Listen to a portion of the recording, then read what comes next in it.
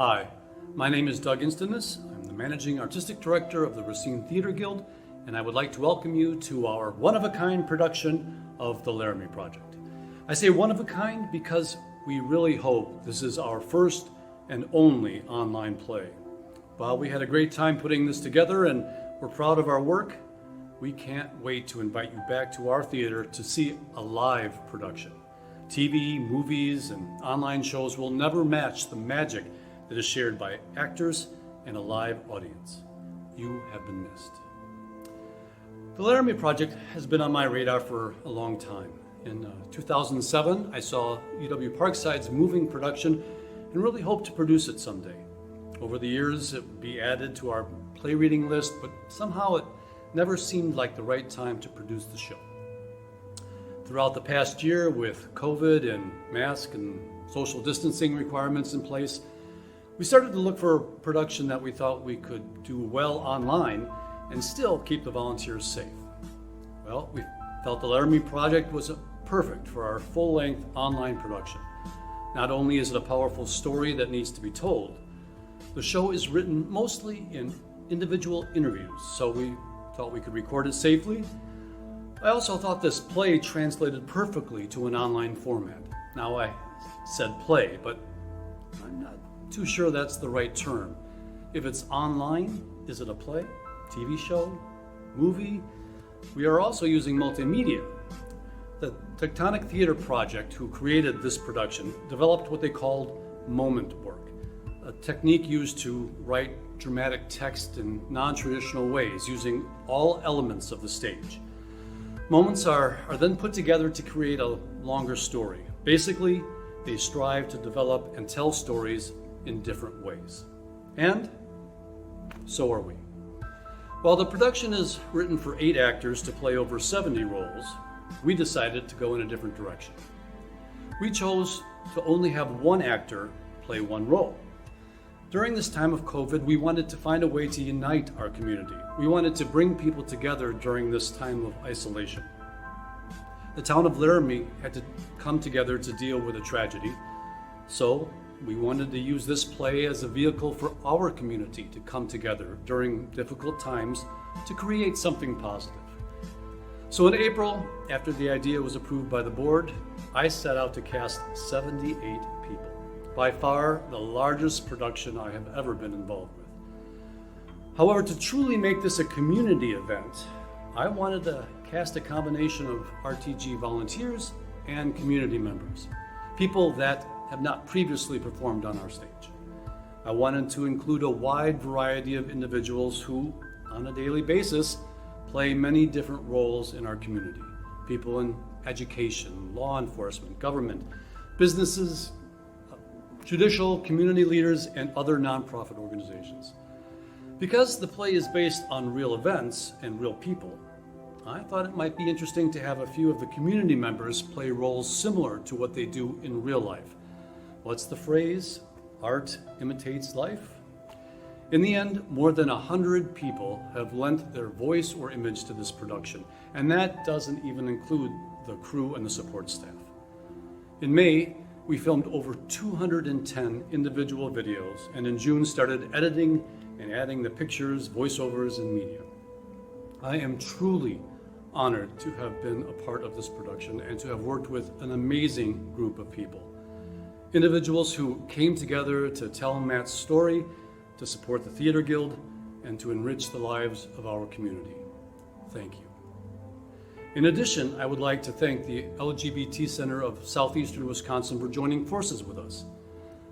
After the performance, Barb Farrar is the director of the LGBT Center, Jocelyn Fish, the director of marketing at the Theater Guild, and I will be holding a short pre-recorded talkback of sorts. We will also be joined by Jen Palmer, a former Racine resident and friend of Matthew Shepard's. So I hope you will stay tuned for that. The Theater Guild would also like to thank the Matthew Shepard Foundation for their support. They provided many of the real-life pictures and videos that we incorporated into the production. In fact, the show starts with a message from Matt's parents, Judy and Dennis Shepard. Thank you again for joining us and for your support of the Racine Theater Guild. Hello, and welcome to this live stream production of the Laramie Project. I'm Dennis Shepard, and this is my wife Judy Shepard, parents of Matthew Shepard.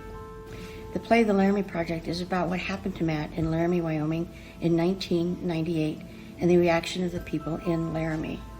This would not have been possible 20 years ago for a couple of reasons. One is technology.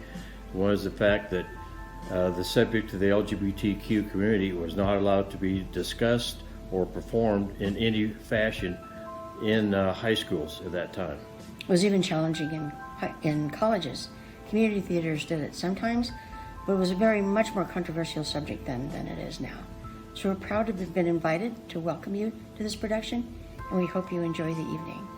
Have a wonderful time and think about what is discussed here, because it doesn't, if you change LGBTQ out and put in race or religion, it's the same theme. We are counting on you, the audience, to help make change in our country. This world needs some positivity and less hate. Thank you for attending. Thank you for attending, and thank you to the cast and crew and the director for wanting to perform this great play. Thank you. Thank you so much.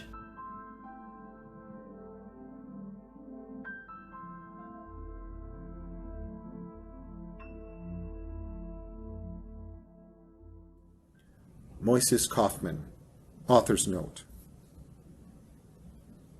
There are moments in history when a particular event brings the various ideologies and beliefs prevailing in a culture into sharp focus. At these junctures, the event becomes a lightning rod of sorts, attracting and distilling the essence of these philosophies and convictions.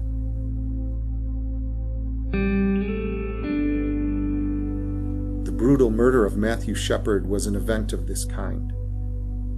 In its immediate aftermath, the nation launched into a dialogue that brought to the surface how we think and talk about homosexuality, sexual politics, education, class, violence, privilege and rights, and the difference between tolerance and acceptance.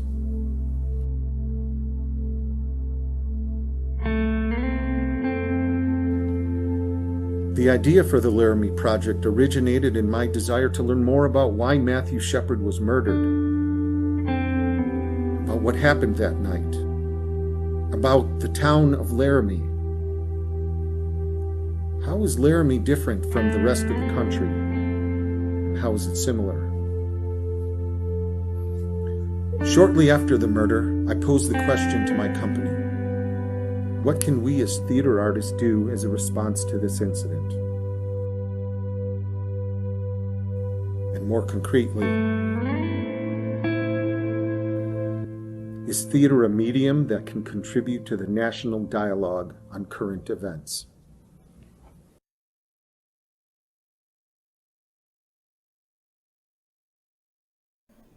So on November 14th, 1998, the members of Tectonic Theater Project traveled to Laramie, Wyoming, and conducted interviews with the people of the town. During the next year, we would return to Laramie several times and conduct over 200 interviews. The play you are about to see is edited from those interviews, as well as from the journal entries by members of the company and other found texts.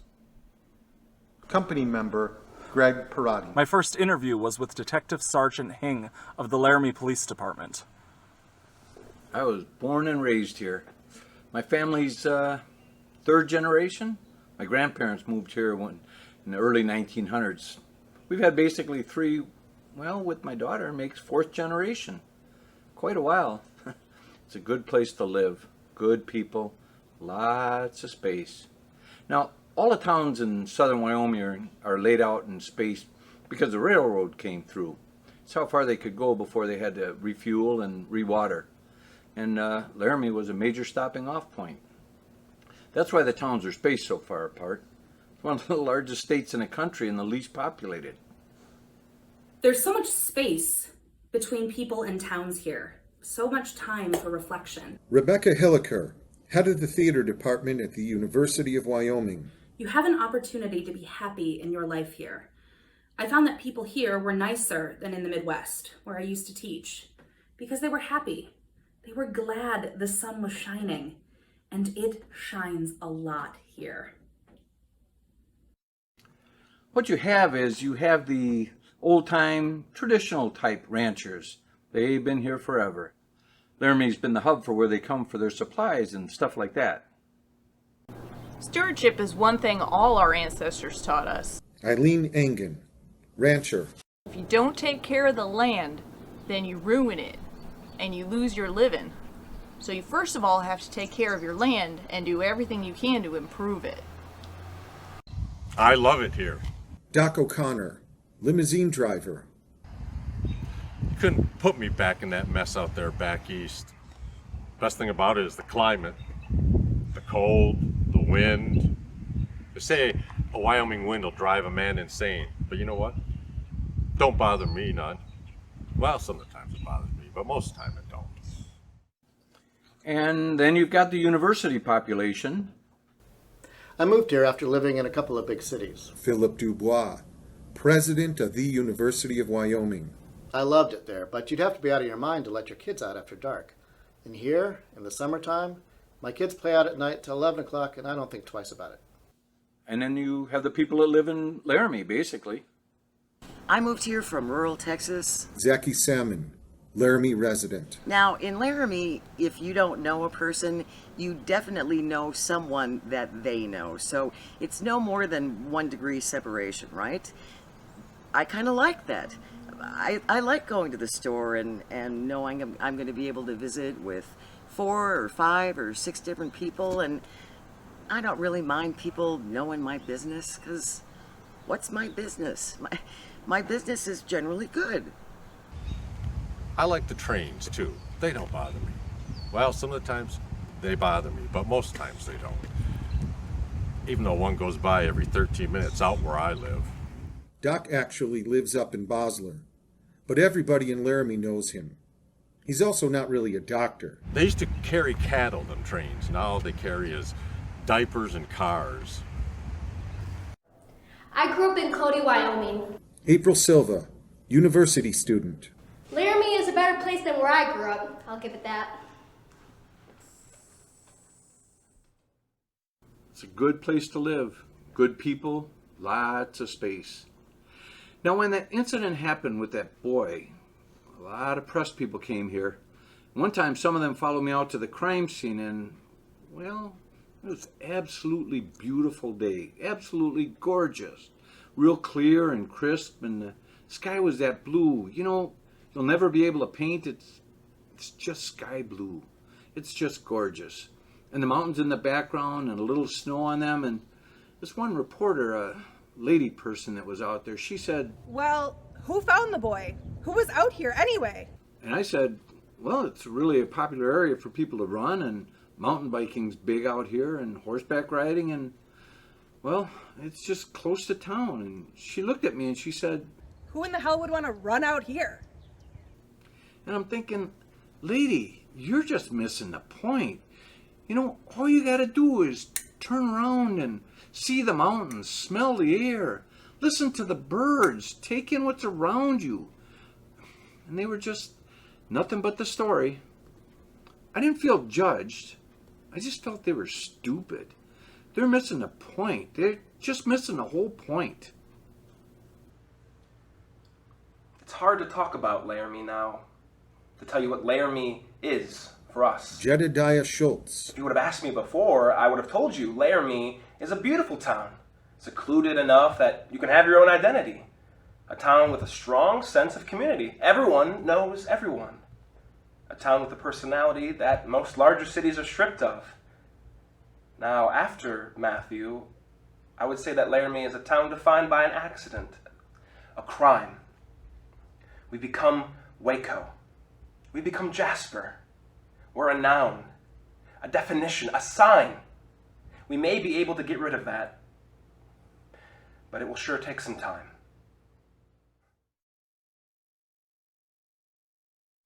Journal entries. Members of the company. Andy Paris. Moises called saying he had an idea about his next theater project, but there was a somberness to his voice. So I asked what it was all about, and he said he wanted to do a piece about the thing that's happening in Wyoming. Stephen Belber.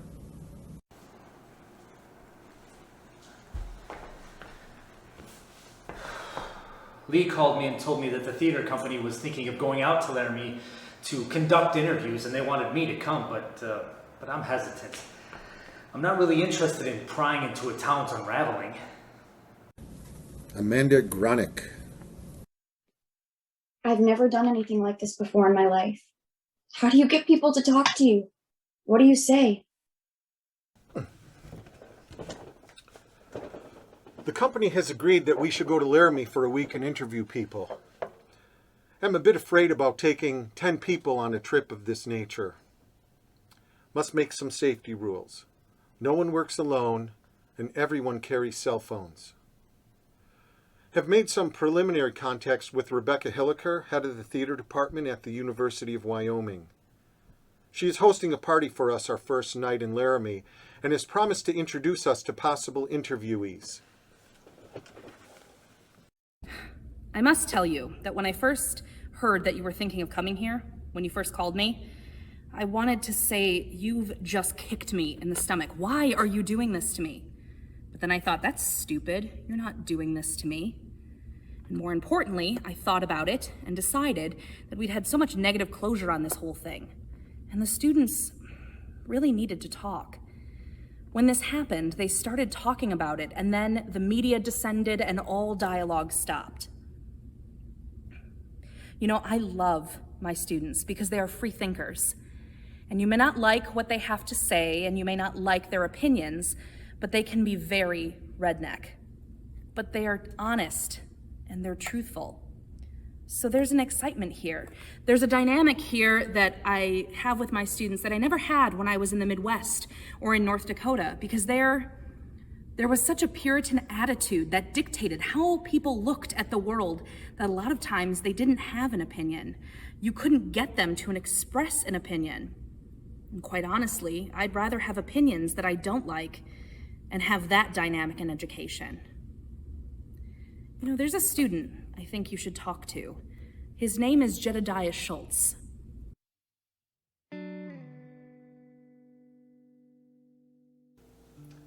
I lived in Wyoming my whole life. My family has been in Wyoming, well, for generations. Now, when it came time to go to college, my parents they couldn't afford me to send me to college. And I wanted to study theater. And I knew that if I was going to go to college, I was going to have to get on a scholarship. And so they have this competition each year at the Wyoming State High School. And I knew that if I didn't take first place in duets, that I wasn't going to get a scholarship. So I went to the theater department of the university looking for a good scene, and I asked one of my professors, I was like, I need a killer scene. And he was like, here you go. And it was from Angels in America. So I read it, and I knew that if I could win best scene, I knew I could if I did a good enough job. And when the time came that I told my mom and dad so that they would come to the competition, now you have to understand, my parents go to everything. Every ball game, every hockey game, everything I've ever done. And they brought me into their room and told me that if I did that scene, that they would not come and see me in the competition because they believed that homosexuality was wrong. They felt that strongly about it, that they didn't want to come see their son do probably the most important thing he had done in his life to that point. And I didn't know what to do. I had never, ever gone against my parents' wishes. So I was kind of worried about it, but I decided to do it. And all I can remember about that competition is that when we were done, me and my scene partner, we came up to each other and we shook hands, and there was a standing ovation. Oh man, it was amazing. And we took first place, and we won. And that's how come I can afford to be at the university. Because of that scene. It was one of the best moments of my life. My parents weren't there. And to this day, that was the one thing that my parents hadn't seen me do. And thinking back on it, I think, why did I do it? Why did I oppose my parents? Because I'm not gay. So why did I do it? And I guess the only honest answer I can give is that, well, I wanted to win. It was such a good scene. It was the best scene. Do you know Mr. Kushner? Maybe you can tell him. Company member Greg Parati. We arrived today in the Denver airport and we drove to Laramie. As soon as we crossed the Wyoming border, I swear I saw a herd of buffaloes. Also, I thought it was strange that the Wyoming side said Wyoming, like no place on earth, instead of Wyoming, like no place else on earth. Company member Lee Fondakowski. I stopped at a local inn for a bite to eat, and the waitress said to me, "Hi, my name is Debbie. I was born in 1954 and Debbie Reynolds was big back then, so yes, there are a lot of us around here. But I promise I won't slap you if you leave your elbows on the table." Today, the company tried to explain to me, to no avail, what chicken fried steak was. Now, are you from Wyoming or are you just passing through? "We're just passing through." Company member Barbara Pitts. We arrived in Laramie tonight, just past the Welcome to Laramie sign, population 26,687.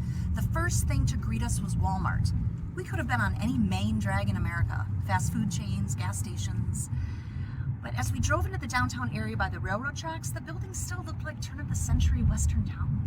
Oh, and as we passed the University Inn, on the sign where amenities such as heated pool and cable TV are usually touted, the sign said, "Hate is not a Laramie value."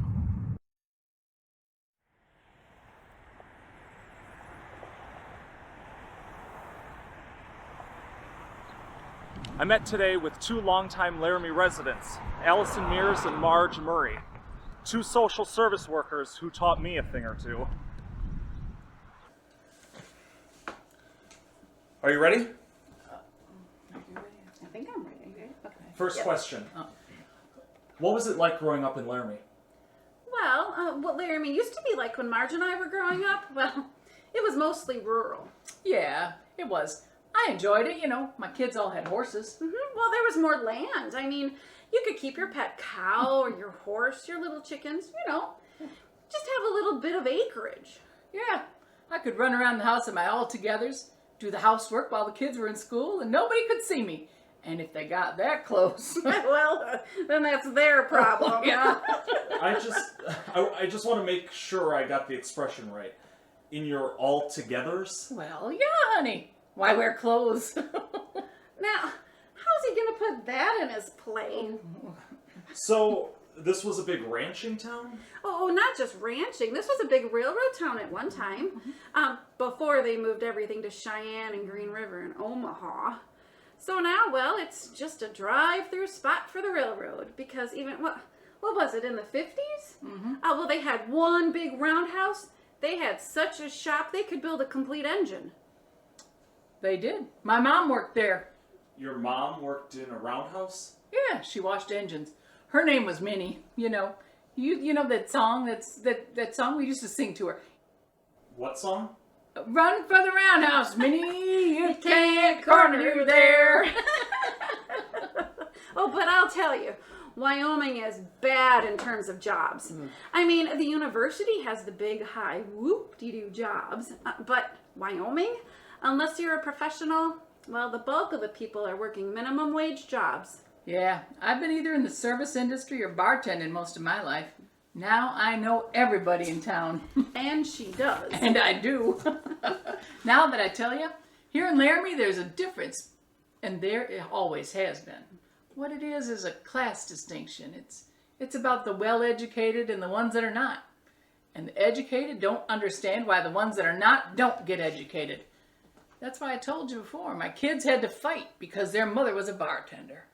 Never mind, it was the best damn bartender in town. And she was. That's not bragging, that's fact. But here in Laramie, if it weren't for the university, we'd just be SOL. What's SOL? Well, do I have to say it? Well, it's shit out of luck. Oh, Lordy, you got that on your tape. Boy, you are getting an education today. Yeah, I guess I am. So let me just ask you, what was your response when this happened to Matthew Shepard? Well, I've been close enough to the case to know many of the people. I have a daughter that's on the sheriff's department. As far as the gay issue, I don't give a damn one way or the other as long as they don't bother me. And even if they did, I'd just say, no, thank you. That's the attitude of most of the Laramie population. They might poke one if they were in a bar situation, you know, they've been drinking. They might actually smack one in the mouth, but then they just walk away. Most of them, they just say, I don't swing that way, and whistle on about their business. Laramie is live and let live. I'd say that Marge probably knows a lot more, except she's willing to say, and we have to respect her for that. Well, where are you going with this story? Oh, well, we still haven't decided.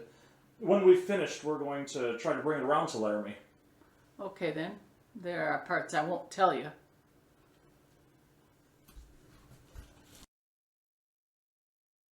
Company member, Andy Paris. Today, for the first time, we met somebody who actually knew Matthew Shepard, Trish Steger, an owner of a shop here in town. Referred to him as Matt. Matt used to come into my shop. That's how I knew him. It was the first time I heard him referred to as Matt instead of Matthew. Did he go by Matt to everyone? Well, on the 2nd of October, I get a phone call about 10 after 7. It was Matthew Shepard. And he said, can you pick me up at the corner of 3rd and Grand? So anyhow, I pull up to the corner to see who Matthew Shepard, you know. It's a little guy, about 5'2", soaking wet, I bet you 97 pounds tops. They say he weighed 110, but I wouldn't believe it. They also said he was 5'5" in the newspapers, but this man, he was really only about 5'2", maybe 5'1". So he walks up the window. I'm going to try and go in steps now so you can better understand the principle of this man. So he walks up the window, and I say, Matthew Shepard. And he says, yeah, I'm Matthew Shepard, but I don't want you to call me Matthew or Mr. Shepard. I don't want you to call me anything. My name is Matt, and I want you to know I am gay, and we're going to go to a gay bar. Do you have a problem with that? And I said, how are you paying? The fact is, Laramie doesn't have any gay bars, and for that matter, neither does Wyoming. So he was hiring me to take him down to Fort Collins, Colorado, about an hour away. Matt was a blunt-nosed shit, you know what I'm saying? He always was. But I liked him because he was straightforward. You see what I'm saying? I mean, maybe gay, but straightforward. You see what I'm saying?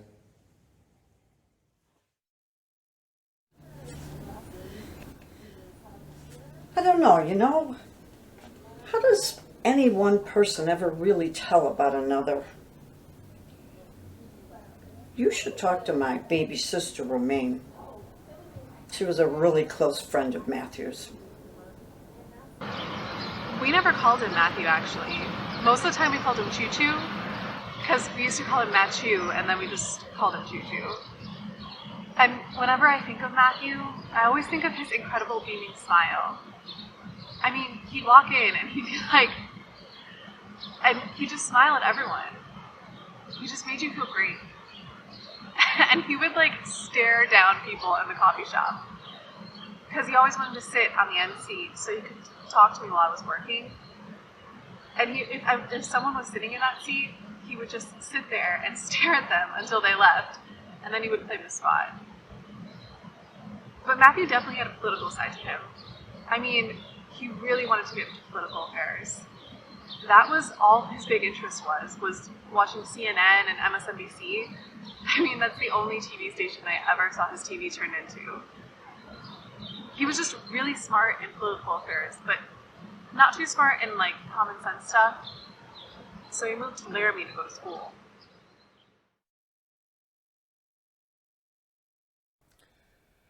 Matthew was very shy when he first came in. John Peacock, Matthew Shepard's academic advisor. To the point of being somewhat mousy, I'd almost say. He was having some difficulties adjusting, but this was home for him, and he made that quite clear. And so his mousiness, his shyness, gave way to a person who was excited about this track that he was going to embark on. He was just figuring out wanting to work on human rights, how he was going to do that. And when that happens, this person begins to bloom a little bit. He was starting to say, wow, there are opportunities here. There are things I can do in this world. I can be important. And I did hear from Matthew about 48 hours before his TAC. And he told me that he had joined the gay and lesbian group on campus. And he said he was really enjoying it. You know, he was getting ready for Pride Week and whatnot. I mean, he was totally stoked about school. Yeah, he was just really excited about being there.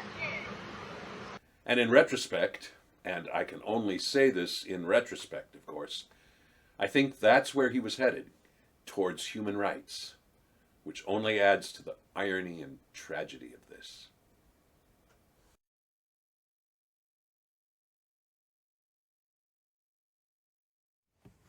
Let me tell you something else here. There's more gay people in Wyoming than meets the eye. I know. Well, I know for a fact. Well, they're not particularly what do you call them? The queens, the gay people. Queens, you know, run around faggot type people. No, they're the ones that throw bale, hay, jump on horses, brand them, and kick ass. See what I'm saying? As I always say, don't fuck with Wyoming queer, because they will kick you in your fucking ass. But that's not the point of what I'm trying to say, because I know a lot of gay people in Wyoming. I know a lot of people, period. I've been lived up here some 40 odd years. You see what I'm saying? And I don't think Wyoming people give a damn one way or another if you're gay or straight. That's just what I just said, doesn't matter. If there's 8 men and 1 woman in a Wyoming bar, which is often the case, now you stop and think, who's getting what? You see what I'm saying? Now, Jesus, don't take a big intelligent mind to figure that one out.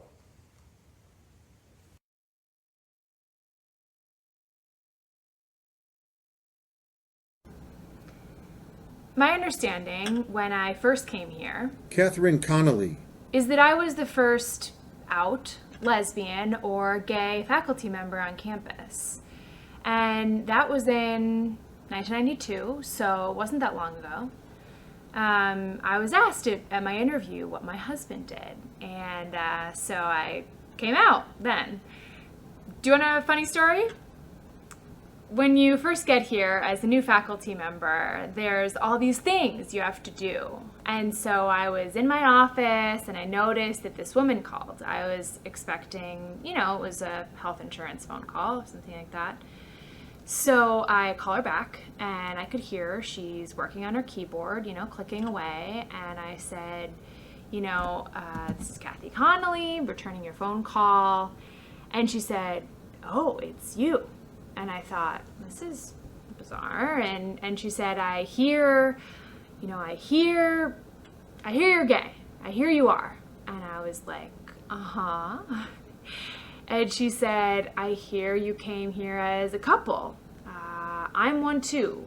Not a couple, just a person.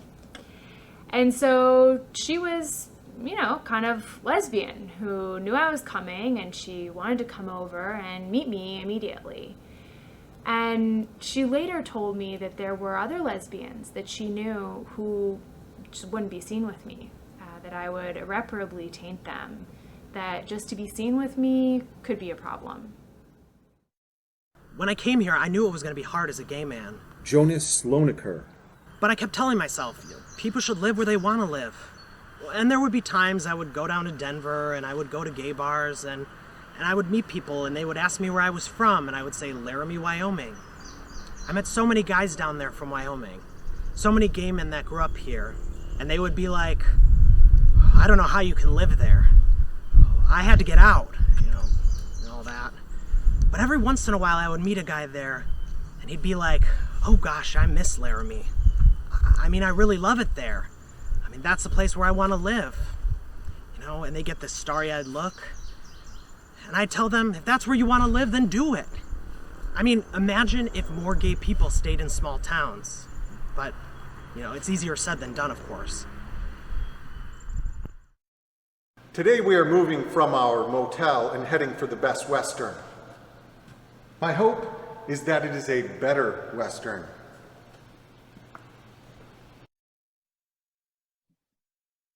Today we divided up to go to different churches in the community. Moises and I were given a Baptist church. We were welcomed into the services by the Reverend himself, standing at the entrance to the chapel.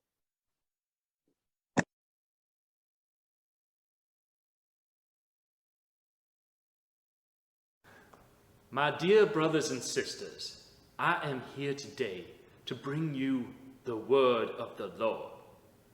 Now, I have a simple truth that I tell to my colleagues, and I'm going to tell it to you here today. The word is either sufficient or it is not. Now, scientists tell me that the human history, that the world is 5 or 6 billion years old. After all, what's a billion years, give or take? The Bible tells me that human history is 6,000 years old. The word is either sufficient or it is not.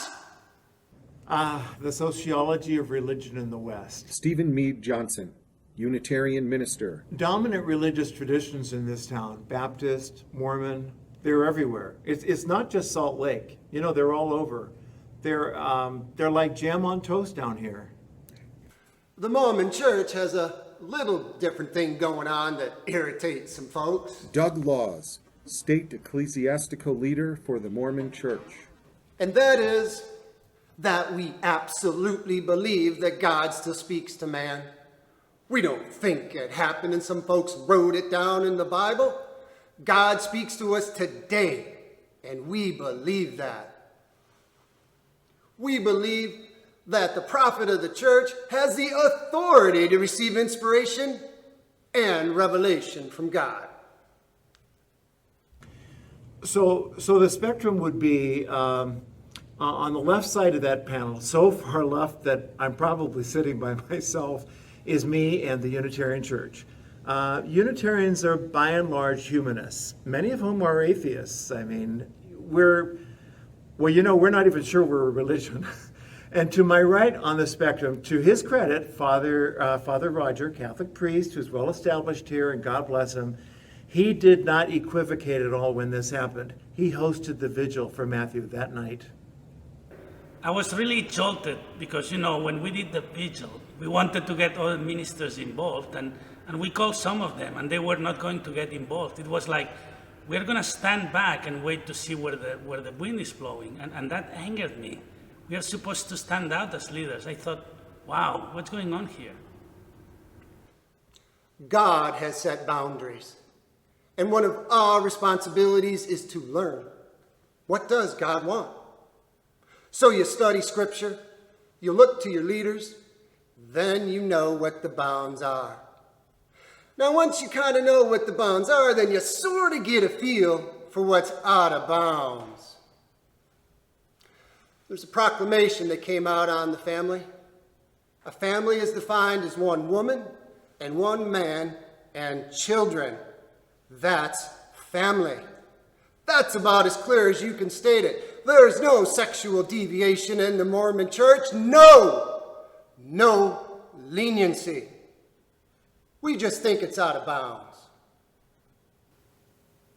And I warn you, you will be mocked. You will be ridiculed by the singularity of your faith. But look to the Bible to be your guide. It's in there. It's all in there. The Christian pastors, many of the conservative ones, were silent on this. Conservative Christians use the Bible to show the rest of the world it says here in the Bible, and most Americans believe, and they do, that the Bible is the Word of God. And how are you going to fight that? I am a biblicist, and that means the Bible doesn't need me to be true. The Bible is true whether I believe it or not. The Word is either sufficient or it is not. I arrived in Laramie on September 15th. I looked around tumbleweed cement factory and said, what in the hell am I doing in Wyoming? 3 weeks later, I found out what the hell I'm doing in Cumming.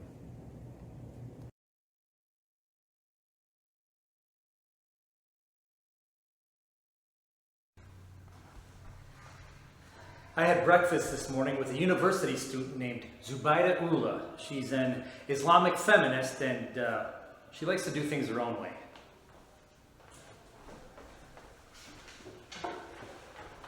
I've lived in Laramie since I was 4. Yeah, my parents are from Bangladesh. 2 years ago, because I'm Muslim, I decided to start wearing a headscarf. That really changed my life in Laramie. Yeah, people say things to me like, why do you have to wear that thing on your head? Like when I go to the grocery store, I'm not looking to give people Islam 101. You know what I mean? So I'll be like, well, it's part of my religion. And they'll be, and this is the worst part, because they'll be like, I know it's part of your religion, but why? And it's, how am I supposed to go into the whole doctrine of physical modesty and my own spiritual relationship with the Lord, standing there with my pop and chips? You know what I mean? Yeah. You know, it's so unreal to me that a group from New York would be writing a play about Laramie. And then I started picturing, like, you're gonna be in a play about my town. You're gonna be on stage in New York, and you're gonna be acting like you're us. That's so weird.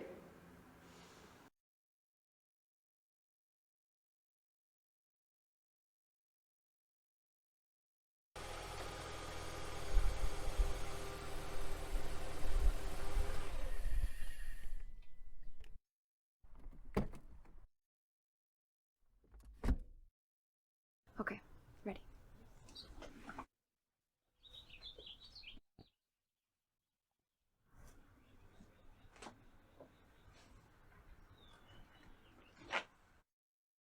Hello. Yes, hello. My name is Amanda Gronick, and I'm here in Laramie working with the theater company. I went to the Reverend's, your husband's, church service on Sunday, and I'm extremely interested in talking with the Reverend about some of his thoughts on recent events. Well, I don't think he'll want to talk to you. He has very biblical views on homosexuality. He doesn't condone that kind of violence, but he doesn't condone that kind of lifestyle, you know what I mean? And he was just bombarded with press after this happened, and the media has just been terrible about the whole thing. Oh, I know, I really understand. It must have just been terrible. Oh, yes. I think we're all hoping that this just goes away. Well, do you think maybe I could come back and speak with your husband just briefly? Well, all right.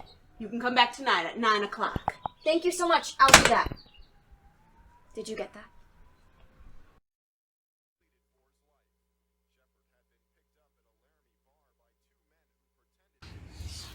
Today, Barbara and I visited the Fireside Bar, which is the last place that Matthew was seen in public.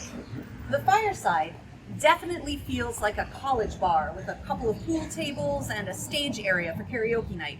Still, the few regulars in the late afternoon hardly were the college crowd. The first person we talked to was Matt Mickelson, the owner. My great-great-grandfather moved here in 1862. He owned Laramie's first opera house. It was called Old Blue Front. And in 1870, Grandma Swing cast the first women's ballot in any free election in the world. And that's why Wyoming is the equality state. So what I want to do is reestablish my bar business as the Old Blue Front Opera House and Good Time Emporium. You know, I want to have a restaurant. I want to have a gift shop. I want to have a pool hall and do all that shit. You know, every night. Ladies' night. So what about the night Matthew Shepard was here? We had karaoke that night. 20 or 30 people here. Matthew Shepard came in sitting right here. I mean, if you want to talk to somebody, you should talk to Matt Galloway. He was the kid that was bartending that night. You'd have to meet him. His character stands for himself. Hey, Galloway! Okay, I'm gonna make this brief, quick, get this over with, but it will be everything. Factual. So, 10 o'clock, I clock in usual time, Tuesday nights. 10:30, Matthew Shepard shows up. Alone, sits down, orders a Heineken. Philip Labrie, friend of Matthew Shepard. Matt liked to drink Heineken and nothing else. Heineken. Even though you have to pay $9.50 for a six-pack, he'd always buy the same beer. So, what can I tell you about Matt? If I had 100 customers like him, well, it'd be the best bar I've ever been in.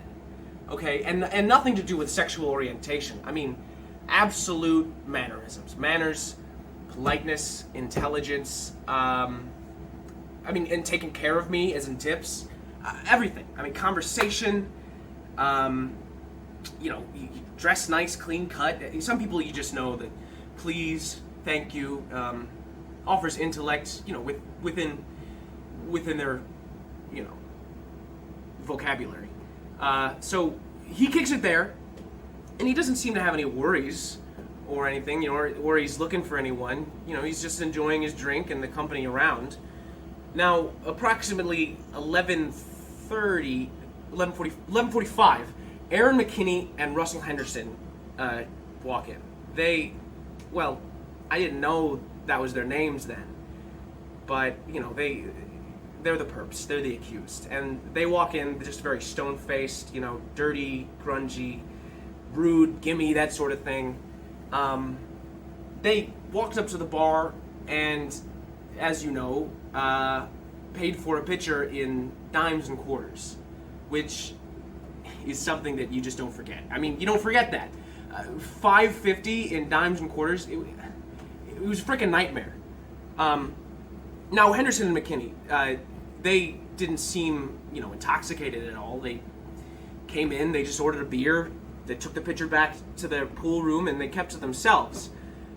But next thing I knew, they were walking around, sort of, no beer, and I remember thinking to myself, I'm not going to ask them if they want another one.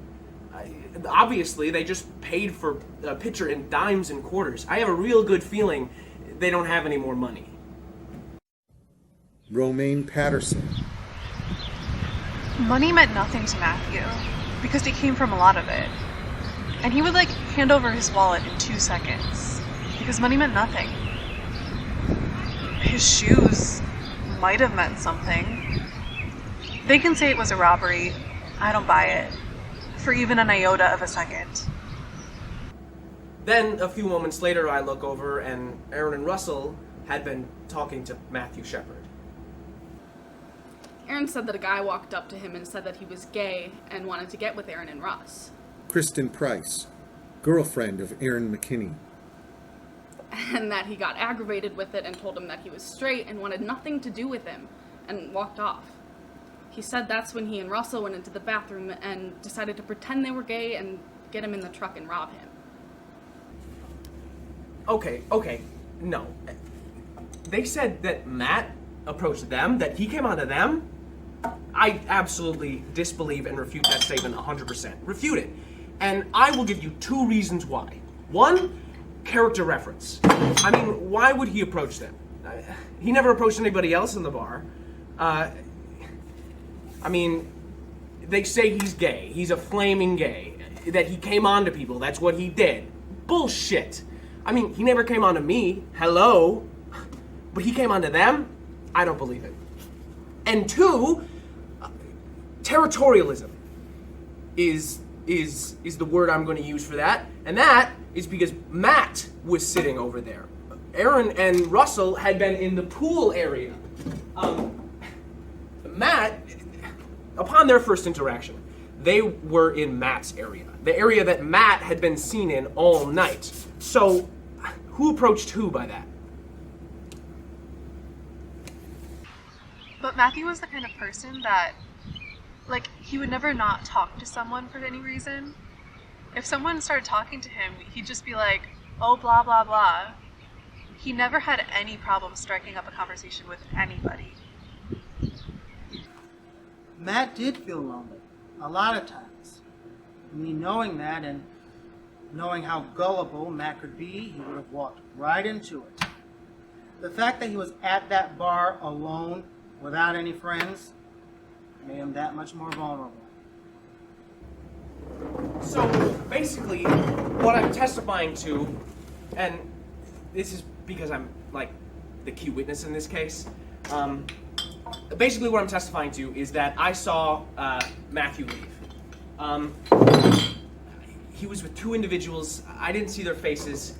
I saw the backs of their heads, and around that time, McKinney and Henderson were no longer around. So, I mean, you do the math. Actually, I think the DJ was the last one to talk to him on his way out that night. Gave him a cigarette or something. His name is Shadow. Yeah, I was the last person that Matt talked to before he left the fireside. I was just bullshitting around with my shit, and he stopped me. No, I stopped him actually, and he's like, "Hey Shadow, da da da da," and I was like, "What, man? You getting ready to leave?" And he's like, "Yeah, man," and this and that. But then I noticed them two guys, and they stood outside. You could see it. You could see it. They were standing there, you know, and he was looking over to them, and they were looking back at him. And I stood and talked to Matt for like a good 10 minutes, and you seen the guys with him, you seen them getting like worried, you know, anxious to leave and shit. So when they took off, I seen it when they took off. It was in a black truck. It was a small truck, and the three of them sat in the front seat, and Matt sat in the middle. And I didn't think nothing of it, you know. I didn't figure them guys was gonna be like that.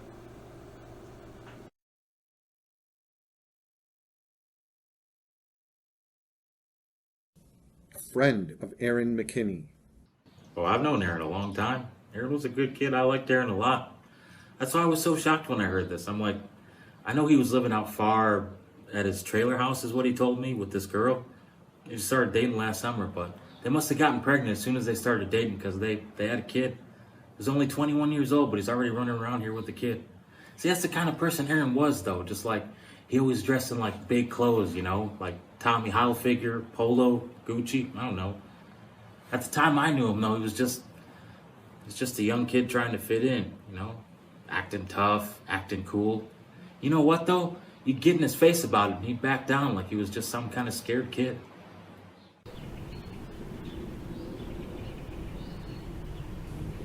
Sherry Annenson. Russell was just so sweet, and he was the one that was the Eagle Scout. I mean, his whole presence was just like quiet and sweet. So of course it doesn't make sense to me, and I know people snap or whatever. And it wasn't like it was a real intimate relationship. I was just his landlord. I did work with him at the Chuck Wagon too. I remember at one of the Christmas parties, he was just totally drunk out of his mind. Like we were all pretty much just party time, and he wasn't belligerent. He didn't change. His personality didn't change. He was still the same little meek Russell. I remember him coming up to me and saying, "Hey Sherry, when you get a chance, can I have a dance?" Which we never did really get around to doing that. But now, I just want to shake him. You know, what were you thinking? What in the hell were you thinking?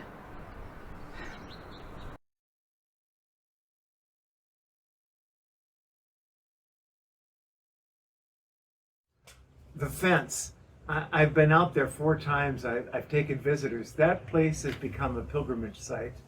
Clearly, that's a very powerful personal experience to go out there.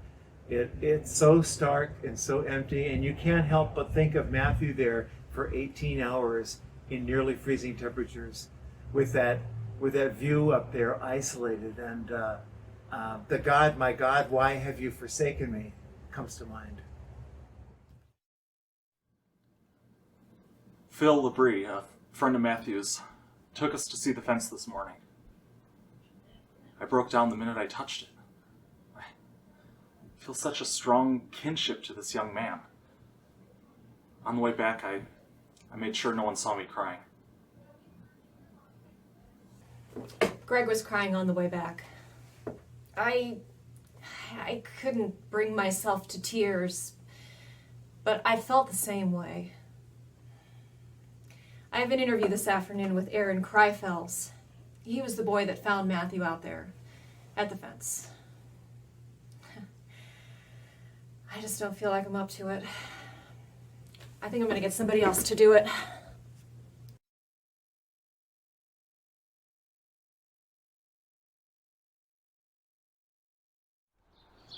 Well, I took off on my bike about 5 o'clock p.m. on Wednesday from my dorm. I just kind of felt like going for a ride. So I went to the top of Cactus Canyon, and I'm not super familiar with the area, so on my way back down, I didn't really know where I was going. I just kind of picked a way to go, which now, it just kind of feels like God wanted me to find him, because there was no way I was going to go that way. And so I was in some deep-ass sand, and I wanted to turn around, but for some reason I just kept going. And so I went along, and there was this rock on the ground, and I just drilled it. And I went over the handlebars and ended up on the ground. And so I got up, and I was just kind of brushing myself off, and I was looking around, and I noticed something, which ended up to be Matt. And he was just lying there, over there by a fence. And I just thought it was a scarecrow. You know, I was like, Halloween's coming up. Thought it was a Halloween gag. So I didn't think much of it. So I got my bike and I start walking it around the fence. It was a buck-type fence. And I got closer to him.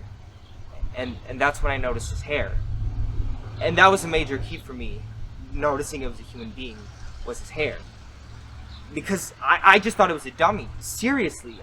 I even noticed his chest going up and down. But I still thought it was a dummy, you know? I just thought it was like some kind of mechanism. But when I saw hair, well, that's when I knew it was a human being. So I ran as fast as I could and to the nearest house and called the police. I responded to the call. Officer Reggie Flutie. When I got there, at first, the only thing I could see was partially somebody's feet. And I got out of my vehicle and I raced over. I seen what appeared to be a young man, 13, 14 years old, because he was so tiny, lying on his back because he was tied to the bottom of a pole. I did the best I could. The gentleman that was laying on the ground, Matthew Shepard.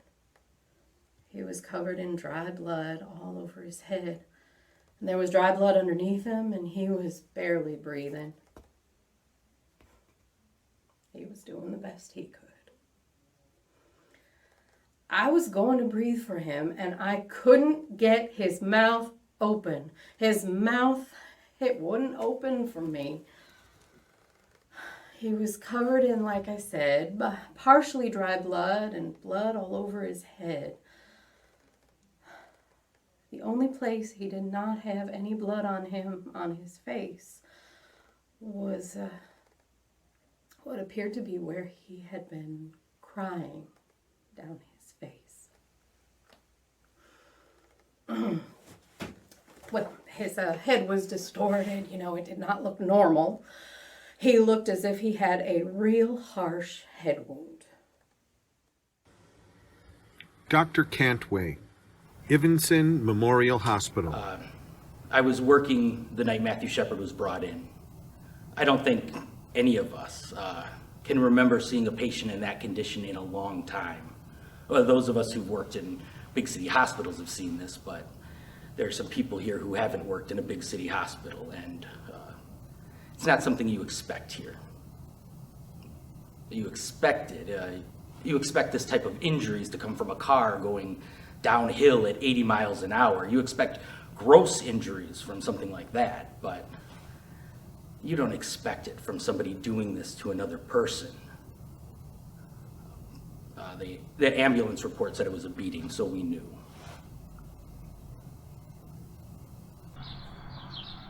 There was nothing I could do.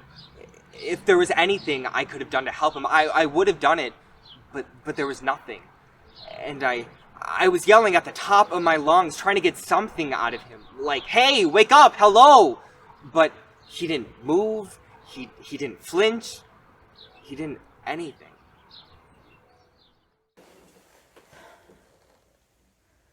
He was tied to the fence. His hands were thumbs out in what we call a cuffing position, the way we handcuff people. He was bound with a real thin white rope. It went around the bottom of the pole and was about 4 inches off the ground. His shoes were missing.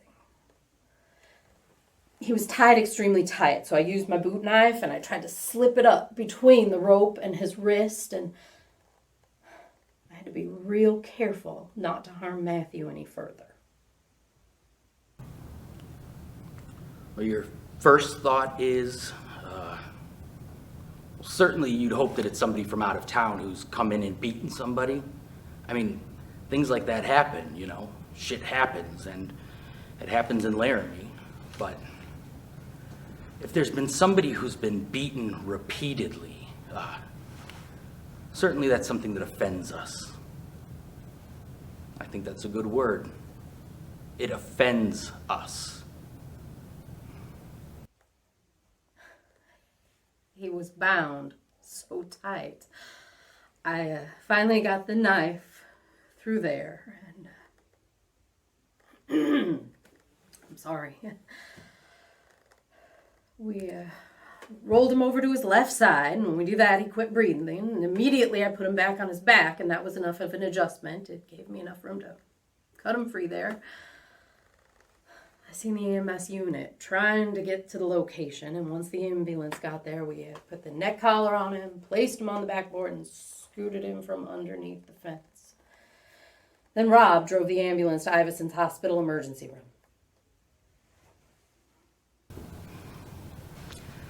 Now, the strange thing is, about 20 minutes before Matthew came in, Aaron McKinney was brought in by his girlfriend. Now, I guess he'd gotten into a fight later on that night back in town, so I'm working on Aaron, and the ambulance comes in with Matthew. Now, at this point, I don't know there's a connection at all. So I tell Aaron to wait, and I go and I treat Matthew. So I've got Aaron in one room in the ER, and Matthew in another room 2 doors down. Now, when we saw Matthew, it was very obvious that his care was beyond our capabilities. Called a neurosurgeon at Poudre Valley, and he was on the road in 1 hour and 15 minutes, I think. They showed me a picture. Days later, I saw a picture of Matthew.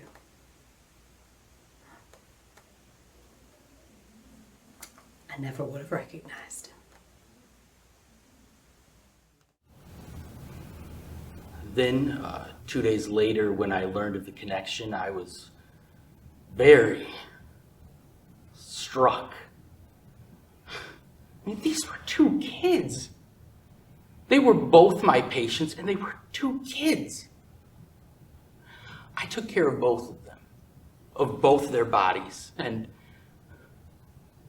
for a brief moment, I wondered if this is how God feels when he looks down on us. That we're all his kids, our bodies, our souls. And I felt a great deal of compassion for both of them.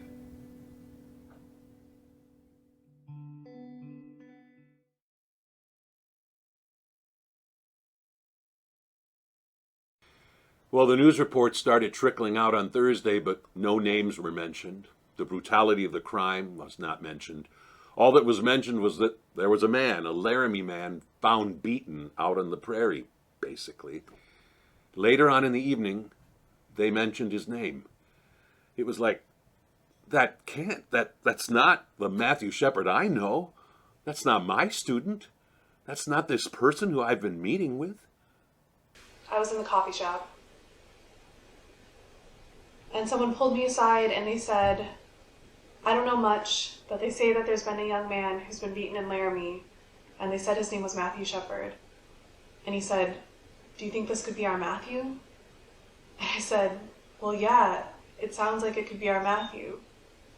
So I called up my sister Trish and I was like, tell me what you know. I'm just like, I need to know everything you know because I don't know anything. So I'm talking to my sister on the phone, and that's when the whole story came up on the Channel 5 news, and it was like, pa-boom. And the news reports kept rolling in. Young University of Wyoming student, his age, his description. It's like, oh my God. And then I was sick to my stomach. I felt instantly sick to my stomach. And I had to tell Romaine. Yes, it was Matthew. It's your friend. I'll tell you what's overwhelming.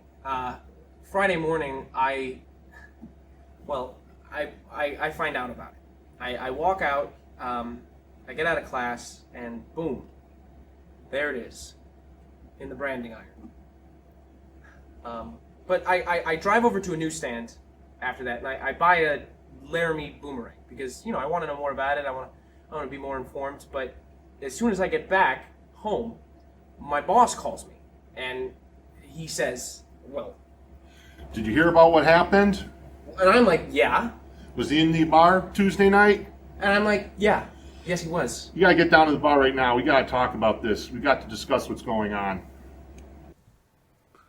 By this time, I was starting to get upset, but still, the severity wasn't out yet.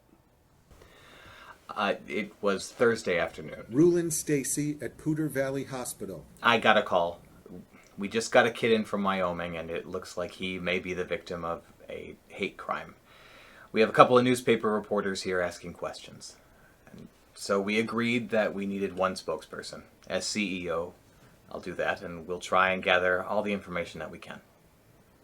And then I watched the 10 o'clock news that night, where they started speaking about the nature and the seriousness of it. So I'm on the phone with Mickelson, and he says, we need to go to the arraignment so we can identify these guys and make sure these guys are in the bar.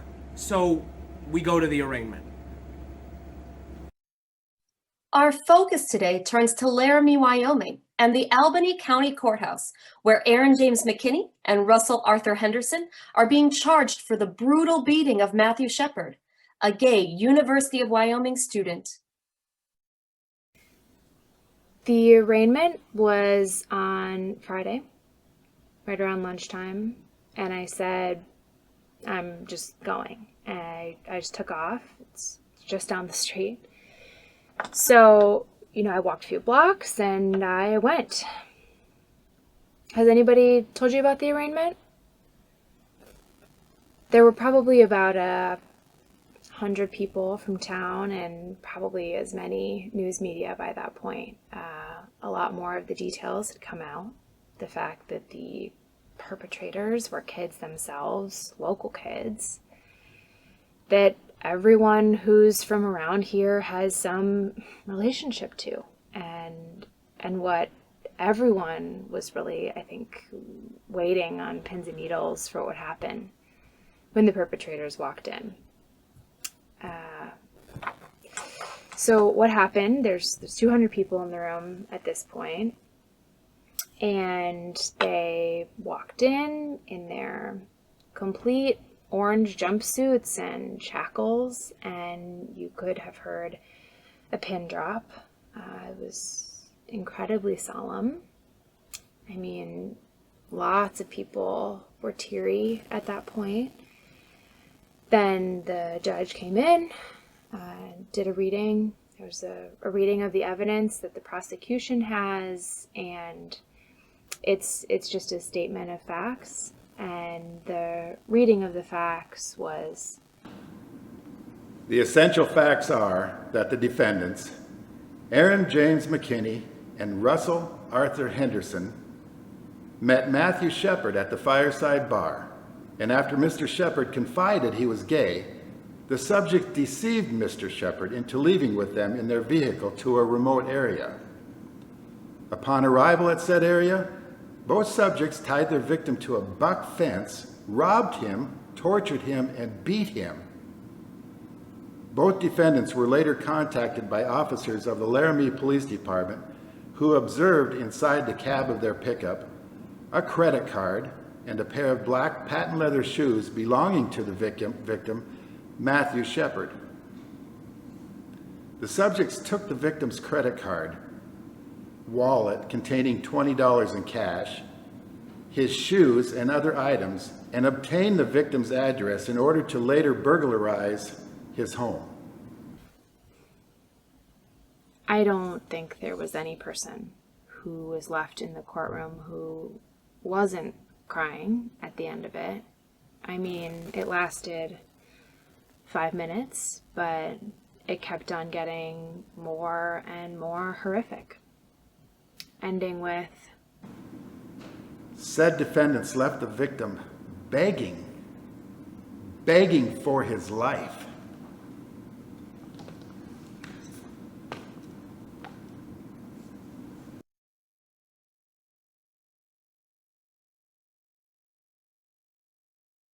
How could this happen? I think a lot of people just don't understand, and I don't even really understand how someone could do something like that. We have one of the most vocal populations of gay people in the state. We're pretty much live and let live. Laramie resident Jeffrey Lockwood. My secret hope is that they were from someplace else. That then, of course, you could create that distance. We don't grow children like that here. Well, it's pretty clear we do grow children like that here.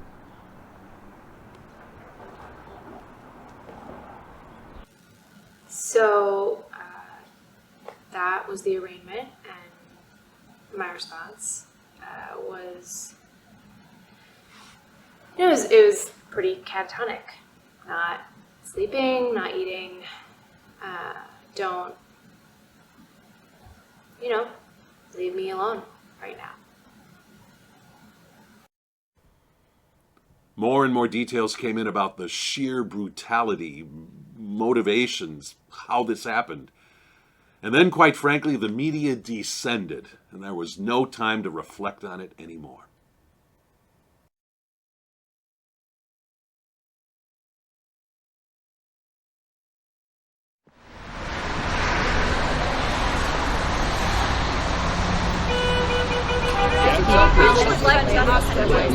Efter 2 mænd tiltalt for at have mishandlet fundet ham til at gære og efterladt ham til at dø ude på landet. Laramie, Wyoming, often called the Gem City of the Plains, is now at the eye of the storm. The cowboy state has its rednecks and yahoos for sure, but there are no more bigots per capita in Wyoming than there are in New York, Florida, or California. The difference is that in Wyoming, there are fewer places to blend in if you're anything other than prairie stock. Verden er kommet sammen her i Laramie, efter at 2 mænd er blevet tiltalt for at have mishandlet en ung homoseksuel mand. Fundet ham til et gære og efterladt ham til at dø ude på landet. Matthew Stafford er blevet fundet af en student, der kørte på cykel og er indlagt på Purdue Valley Hospital i kritisk kondition. Flere hundrede studenter fra universitetet. Aaron McKinney and his friend Russell Henderson were from the poor side of town. They were both from broken homes, and as teenagers had run-ins with the law. They lived in trailer parks and scratched out a living working in fast food restaurants and fixing brooms. As a gay college student lay hospitalized in critical condition after a severe beating, this small city, which bills itself as Wyoming's hometown, wrestles with its attitude toward gay men.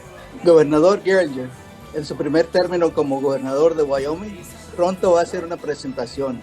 Hasta ahorita no ha hecho ninguna legislación sobre crímenes sobre odio y muchos preguntan que por qué.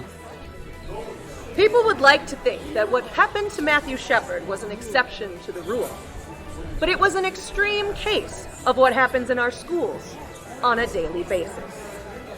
It's a tough business, as Matt Shepard knew, and all of his friends all know to be gay and cowboy.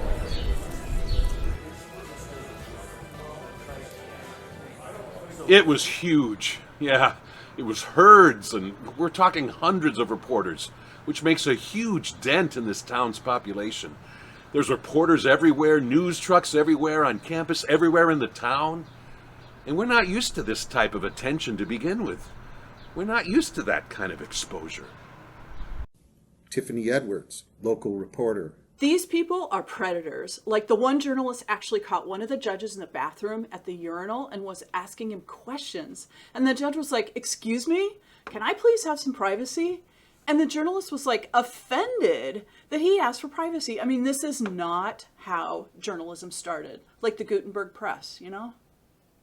I'll tell you what, when hard copy came and taped me, I taped them at the exact same time. I have everything I said on tape.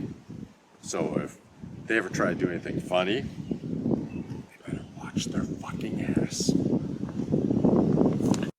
Wyoming Governor Jim Geringer, a first-term Republican up for re-election. Governor, please interview why you asked. Do we have a I few am words? outraged and sickened by the heinous crime committed to Matthew Shepard. I extend my most heartfelt sympathy to the family. Governor, you haven't pushed hate crime legislation in the past. I would urge the people of Wyoming against overreacting in a way that gives one group special rights over the other. We will see if this vicious beating and torture of Matthew Shepard was motivated by hate. No more questions. You've got the beginning of the news story where they have the graphics up in the background and they've got murder in Wyoming. And Wyoming's dripping red like it's got blood on it or something. And what is this? This is sensationalism. And we're here going, wait a minute. We had these guys in jail in less than a day. We think that's pretty damn good. And for us to be more or less maligned, Eileen and Gil Engen. that we're not a good community, and we are. The majority of people here are good people. You get bad apples once in a while. I think that the gay community took this as an advantage. And they said that this is a good time for us to exploit this. Bill McKinney, father of one of the accused. Had this been a heterosexual that these two boys decided to take out and rob, this never would have made national news. Now, my boy's guilty, and he hasn't even had a trial.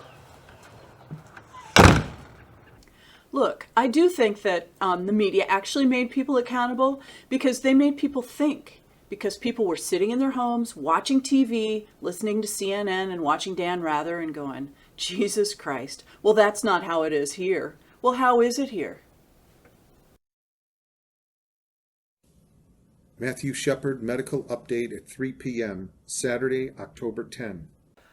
Now, by this point, I looked out there, and where there had been 2 or 3 reporters, it must have been 10 or 15 still photographers, another 20 or 30 reporters, and 10 video cameras.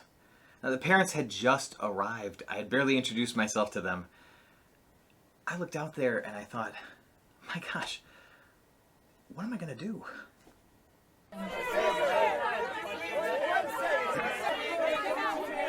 Matthew Shepard was admitted in critical condition approximately 9:15 p.m. on October 7th.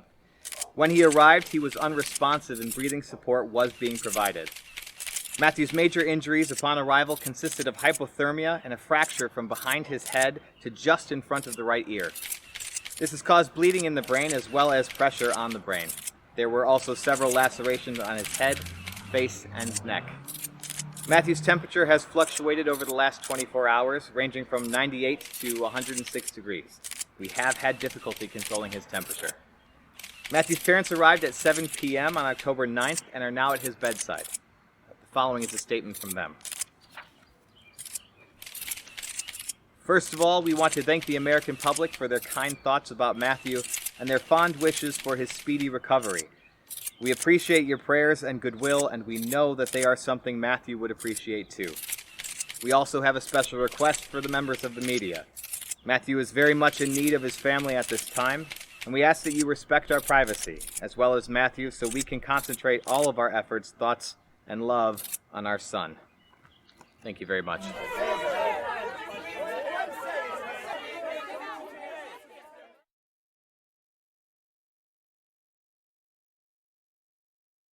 Both Aaron McKinney and Russell Henderson pled not guilty to charges. Their girlfriends, Chastity Pasley and Kristen Price, also pled not guilty after being charged as accessories after the fact. On our next trip, we spoke with the chief investigating officer on the case, Detective Rob Debris of the Albany County Sheriff's Department. I guess the thing that bothered me the most was when I went down to Poudre Valley where Matthew was. And the thing that bothered me the most is seeing him, touching him. As a homicide detective, you look at bodies. This poor boy is sitting there, fighting for his life, trying to make it. I wanted to be so by the book, you know. I keep seeing that picture in my head when I found him, and it's not pleasant whatsoever. I don't want it to be there. I just want to like get it out. But that's the biggest part for me, is having that picture in my head. And it's unbelievable to me, you know, that I was the one who found him. That's like the biggest question for me with like my faith, is like, why did God want me to find him? I know how to take care of myself, and I was irrationally terrified. So what that means is not letting my 12-year-old son walk the streets, seeing a truck do a U-turn and thinking it's coming after me, having to stop because I'm shaking so bad. And in fact, the pickup truck did not come after me, but my reaction was to have my heart in my mouth. Ultimately, no matter how you dice it, I did have an opportunity. And if I had, you know, a 20/20 hindsight to have stopped what occurred, I keep thinking, you know, I should have noticed. Those guys shouldn't have been talking to him. I should not have had my head down for those 20 seconds when I was washing dishes. Things I could have done, you know, but what the hell was I thinking? So you do a lot of studying. You spend hours and hours and hours. You study and study and study, talking to your officers, making sure they understand, talk to the witnesses again. And then you always come back to, I get this flash of seeing Matthew. I wanted it so tight that there was no way they were going to get out of this.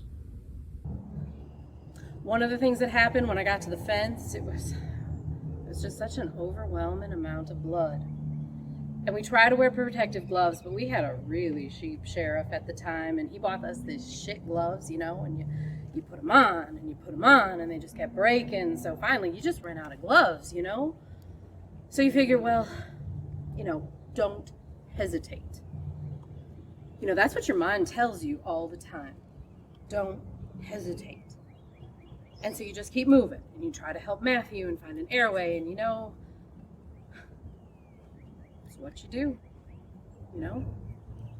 The thing I wasn't telling you before is that Reggie's my daughter.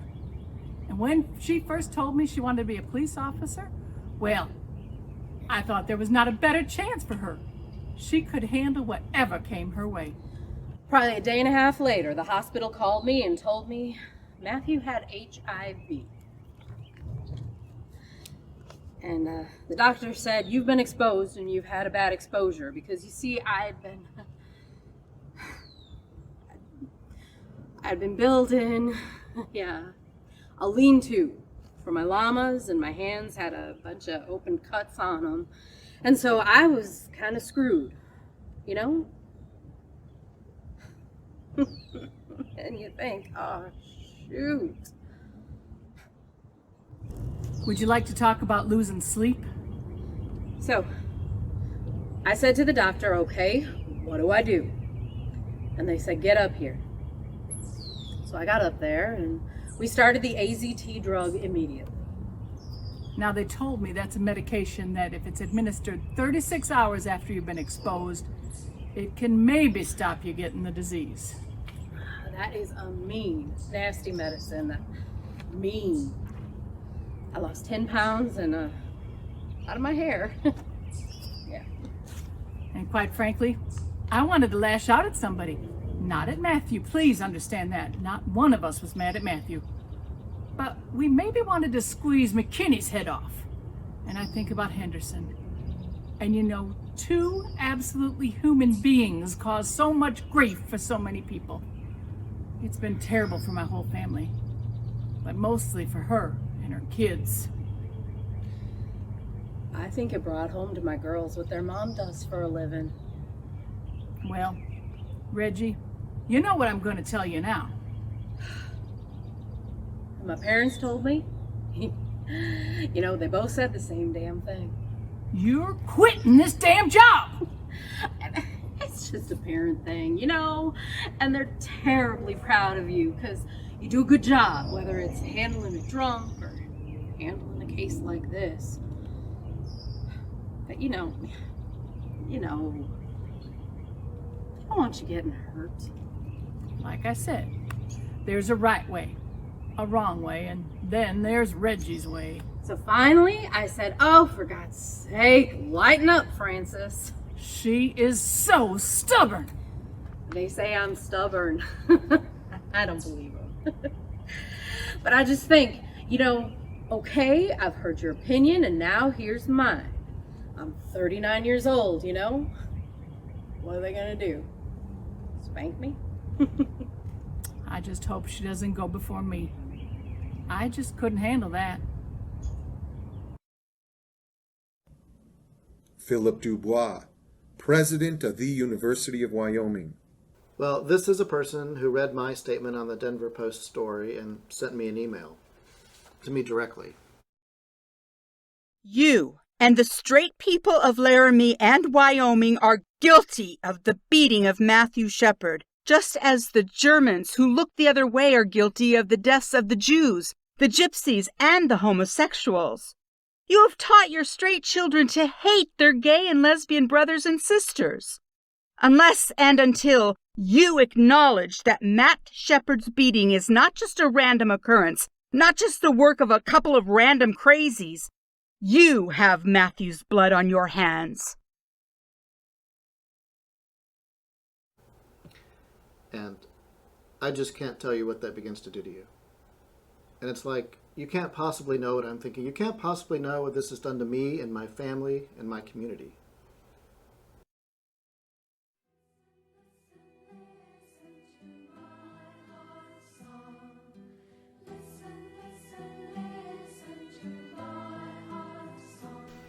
That first week alone, vigils for Matthew Shepard were held in Laramie, Denver, Fort Collins, and Colorado Springs. Soon after in Detroit, Chicago, San Francisco, Washington, D.C., Atlanta, Nashville, Minneapolis, and Portland, Maine, among others.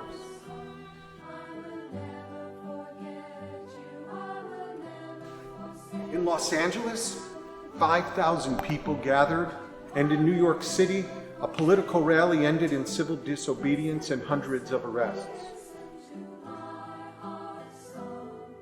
And the Poudre Valley Hospital website received close to 1 million visitors from across the country and around the world,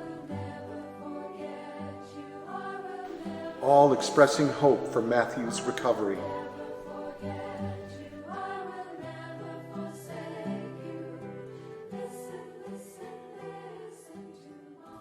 Matthew Shepard Medical Update at 9 a.m., Sunday, October 11th. As of 9 a.m. today, Matthew Shepard remains in critical condition. The family continues to emphasize that the media respect their privacy. The family also wants to thank the American public for their kind thoughts and concerns for Matthew.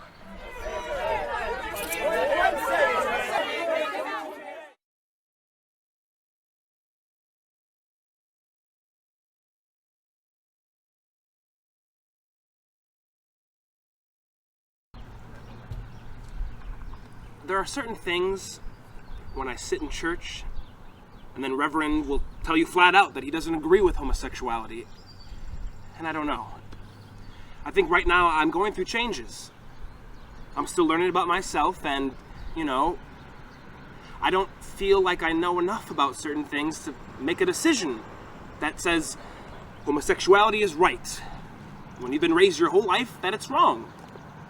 And right now, I would say that I don't agree with it. Yeah, I don't agree with it. But maybe that's just because I couldn't do it. And speaking in religious terms, I don't think that's how God intended it to happen. But I don't hate homosexuals. And I mean, I'm not going to persecute them or anything like that at all. I mean, that's not gonna be getting in the way between me and the other person at all.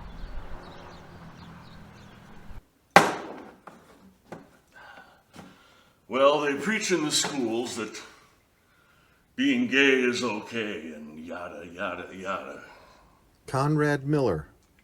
And if my kids asked me, I'd set them down and I'd say, this is what they do, this is what animals do, okay? I tell them, this is the life, this is the lifestyle, this is what they do. And this is why I don't believe it's right. There's more gay people around than what you think. Murdoch. Doesn't bother anybody because most of them that are gay and lesbian, they know damn well who to talk to. If you step out of line, you're asking for it. Some people are saying he made a pass at them. You don't pick up regular people. I'm not excusing their actions, but it made me feel better because it's partially Matthew Shepard's fault and partially the guys who did it. You know, maybe it's 50-50. Yes, as a lesbian, I was more concerned about my safety. I think all of us were. I think we all know somewhere inside that this could happen to any one of us at any time. I'd be afraid to walk down the street and show any physical affection to my partner. You don't do that in Laramie. Well, there's this whole idea, you know, you leave me alone and I leave you alone. Jonas Loneker. And it's even in some of the Western literature, you know, live and let live. That is such crap. I tell my friends that, you know, even my gay friends bring it up sometimes. And I'm like, that's crap, you know? I mean, basically, it boils down to, if I don't tell you I'm a fag, then you won't beat the crap out of me? Like, what's so great about that? Like, that's a great philosophy?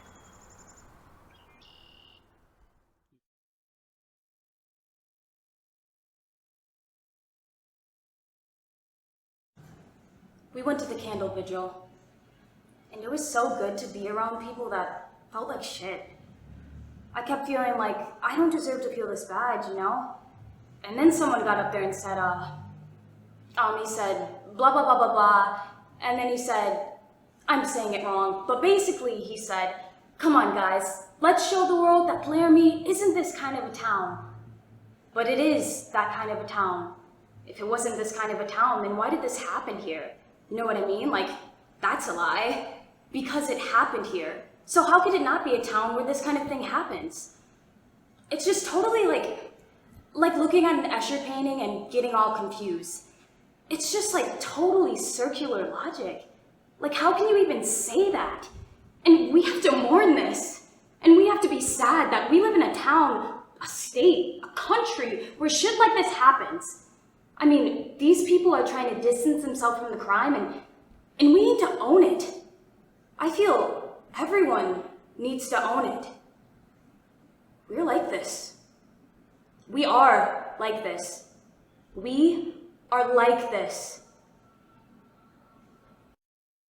I was at the Fireside Bar one afternoon and I ran into two friends of Aaron McKinney's, Shannon and Jen. You knew Aaron well, right? Yeah, we both did. I mean, when I first heard what had happened, I thought it was really, really awful. I mean, I don't know if Aaron was fucked up or if he was coming down or whatever, but I mean, Matthew had money. Yeah, shit, he had better clothes than I do. Matthew was a little rich bitch. Shouldn't call him a rich bitch, though. That's not right. Well, I'm not saying he was a bad guy. I'm just saying he was in the wrong place at the wrong time. Said the wrong things. I mean, I'm not gonna lie to you. There were a couple times when I was all messed up on meth and I thought about going out and robbing. I never did it, but it's there. It's easy money. Aaron's done that thing before. They both done it. I know one night they went to Cheyenne to go do it. They came back with probably $300. I don't know if they ever chose, like, gay people as their particular targets before, but anyone who looked like they had a lot of money and was, you know, they could outnumber, overpower. It's fair game. Do you think there was any homophobia at all involved in this that contributed to some of it? Probably. Probably pissed him off that Matthew was gay, because he didn't like any of the gay people I'd seen him interact with. He was fine as long as, you know, they didn't hit on him. As long as it didn't come up. As long as they weren't doing it in front of him.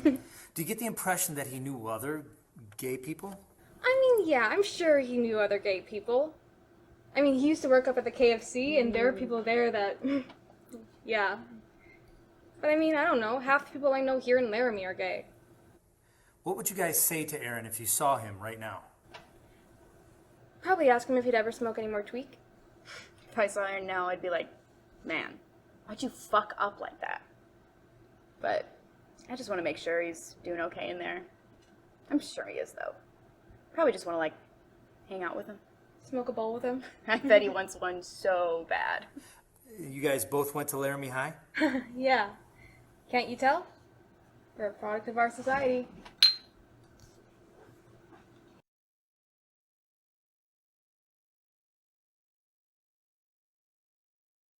On a day that has traditionally given way to nothing more than profound collegiate exuberance and the fortunes of the University of Wyoming football team, this community in the High Plains had a different kind of homecoming Saturday, as many searched their souls in the wake of a vicious, apparent anti-gay hate crime.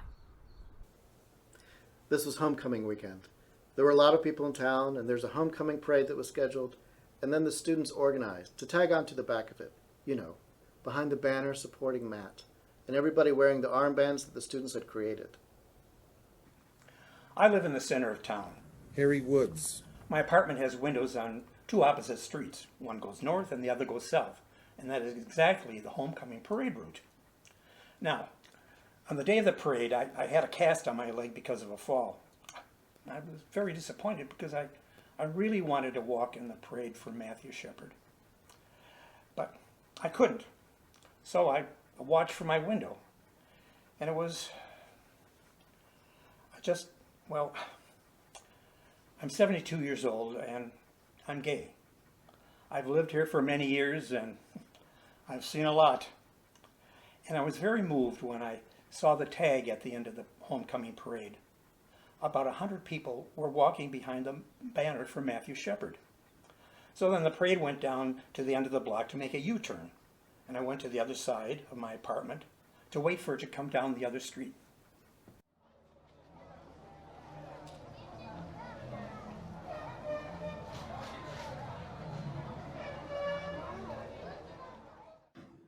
I was right up in front where they were holding the banner for Matthew. And let me tell you, it was... I've never had goosebumps that long in my life.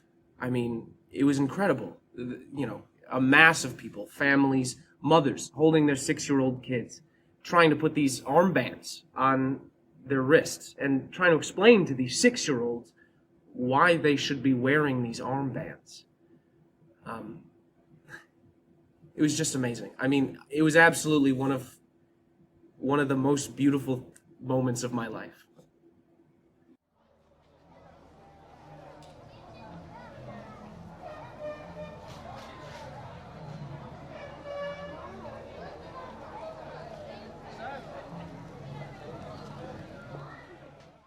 Well, about 10 minutes went by and sure enough, the parade started coming down the street. And then I noticed the most incredible thing. As the parade came down the street, the number of people walking for Matthew Shepard had grown 5 times. There are at least 500 people marching for Matthew. 500 people. Can you imagine? The tag at the end was larger than the entire parade. And people kept joining in. And you know what? I started to cry. Tears were streaming down my face, and I thought, thank God I got to see this in my lifetime. And my second thought was, thank you, Matthew.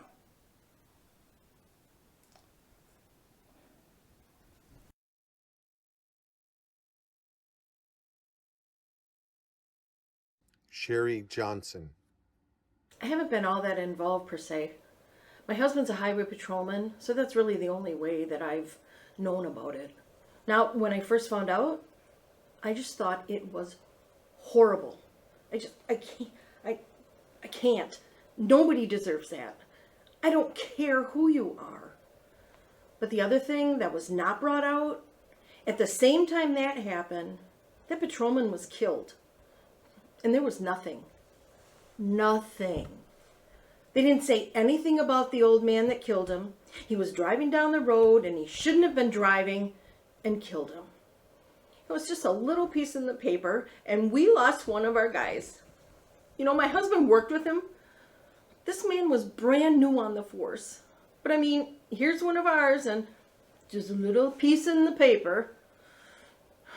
And a lot of it is my feeling that the media is portraying Matthew Shepard as a saint and making him as a martyr, and I don't think he was. I don't think he was that pure. Now, I didn't know him, but there's so many things about him that I found out that it's scary. You know, about his character and spreading AIDS and a few other things. You know, being the kind of person that he was. He was just a barfly, you know.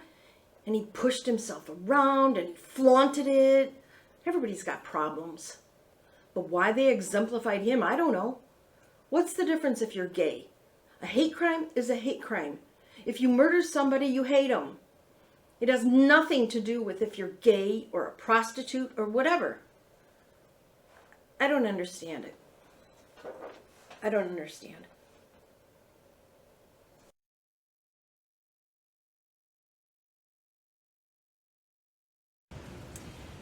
This is one of our last days on our second trip to Laramie. Greg and I have been conducting interviews non-stop, and we are exhausted. We are about to meet Father Roger at 7:30 in the morning. I was wishing we could skip it all together, but we have to follow through to the end. So here we are, 7:30 a.m. 2 queers and a Catholic priest. Matthew Shepard has served us well. You realize that. He has served us well. I do not mean to condemn Matthew to perfection, but I cannot mention anyone who has done more for this community than Matthew Shepard. And I'm not going to sit here and say I was just this bold guy. No fear. No, I was scared. I was very vocal in this community when this happened. And I thought, you know, should we call the bishop and ask him permission for the vigil? And I was like, hell no, I'm not going to do that. His permission doesn't make it correct. You realize that? And I'm not mocking bishops, but what is correct is correct. You people are just out here on a search, though. I will do this. I will trust you people that if you write a play of this, that you say it right, you say it correct. I think you have a responsibility to do that. Don't make matters worse. You think violence is what did to Matthew. They did do violence to Matthew. But you know, every time that you age called a fag, or you are called a less, or whatever. Or a dyke. Dyke. Do you realize that's violence? That is the seed of violence. And I would resent immensely if you use anything I said, to somehow cultivate that kind of violence, even in its smallest form. I would resent it immensely. You need to know that. Thank you, Father, for saying that. Just deal with what is true. You know what is true. You need to do your best to say it correct.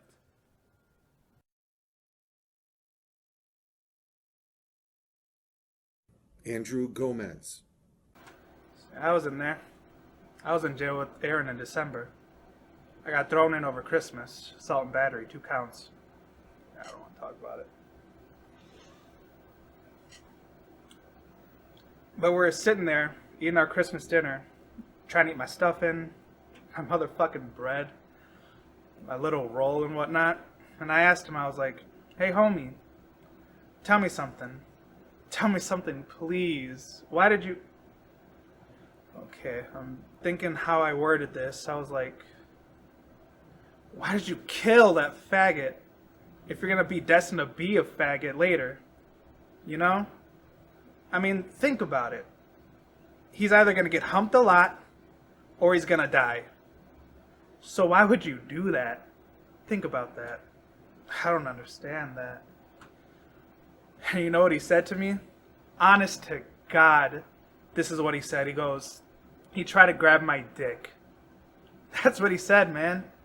He's dumb, dog. He didn't even act like it was nothing. Now, I heard they was auctioning those boys off up there in Max Ward, you know, where the killers go. I heard that's when they found out Aaron was coming to prison. They were auctioning those boys off. I want him. I'll put aside 5, 6, 7 cartons of cigarettes. Auctioning his ass off. I'd be scared to go to prison if I were those boys.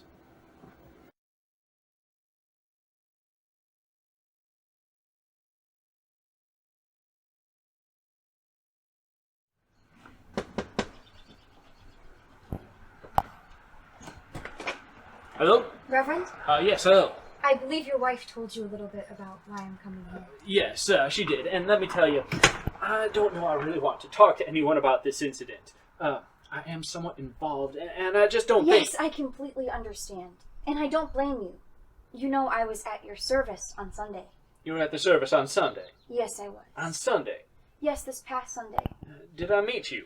Yes, you welcomed me at the beginning, I believe. I see. Well, let me tell you, I am not afraid to be controversial or to speak my mind, and that is not necessarily the views of my congregation, per se.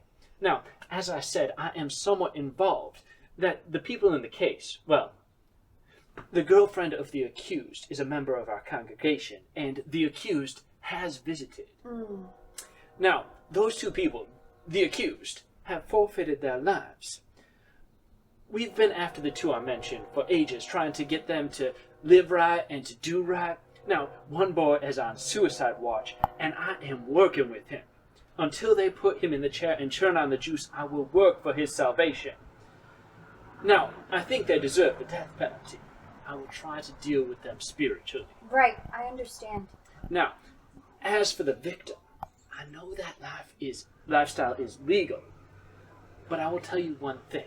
I hope that Matthew Shepard, as he was tied to the fence, that he had time to reflect on when someone had spoken the word of the Lord to him, and that before he slipped into a coma, he had a chance to reflect on that lifestyle. Thank you, Reverend. I appreciate your speaking with me.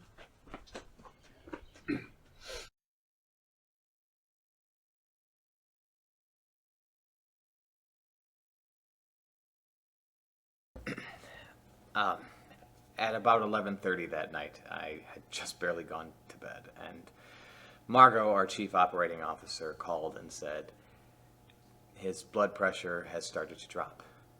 Well, let's wait and see. She called me about 10 after. He had just died. So I quick got dressed and came in. And I went into the ICU where the family was.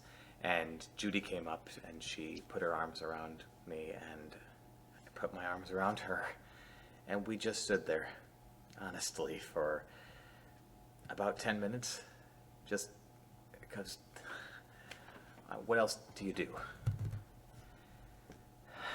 And then we had to sit and talk about things that you just, like, Dennis, you know, it's public knowledge. And I'm going to go out there now and tell the whole world what has happened. Because at this point, it was clear to us that it was the world. It was the whole world. And so Judy told me what she wanted me to say. And I went out at 4:00 a.m. Matthew Shepard medical update for 4:30 a.m. Monday, October 12th.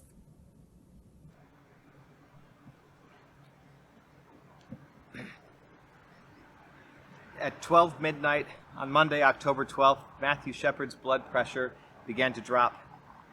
We immediately notified his family, who were already at the hospital. At 12:35 a.m., Matthew Shepard died. His family was at his bedside. The family did release the following statement. The family asked me again to express their sincerest gratitude to the entire world for the overwhelming response for their son.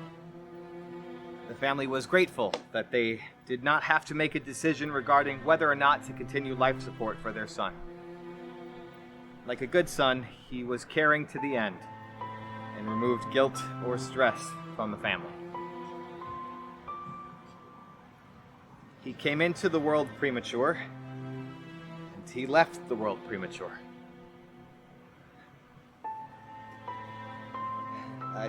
Matthew's mother said,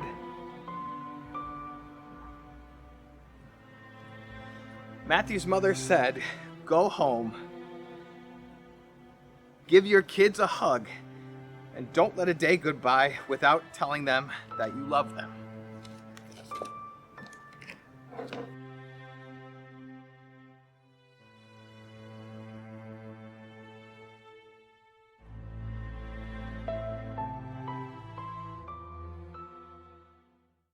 And I don't know how I let that happen.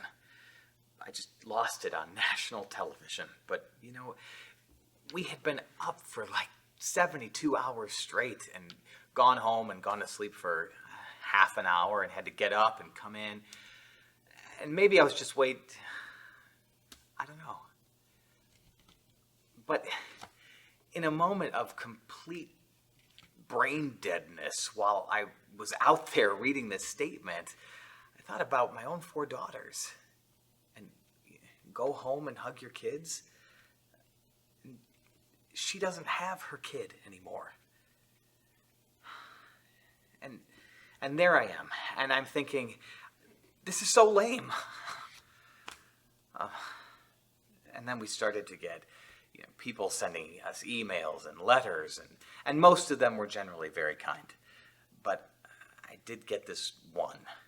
This guy wrote me and said, "Do you cry like a baby on TV for all your patients or just the faggots?" And as I told you before, homosexuality is not a lifestyle with which I agree. But having been thrown into this, I guess I just didn't understand the magnitude with which people hate. And of all the letters we got, there were maybe 2 or 3 that were like that. Most of them were thank you for your caring and compassion. And Matthew had caring and compassion from the moment he got here.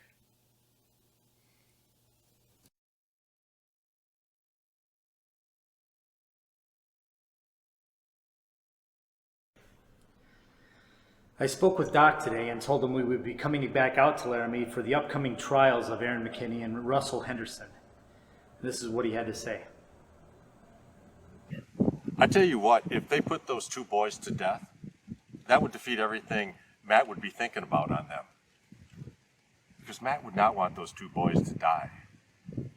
He'd want to leave them with hope. H-O-P-E. Just like the whole world hoped Matt would survive. The whole thing, you see, the whole thing runs around hope. H-O-P-E.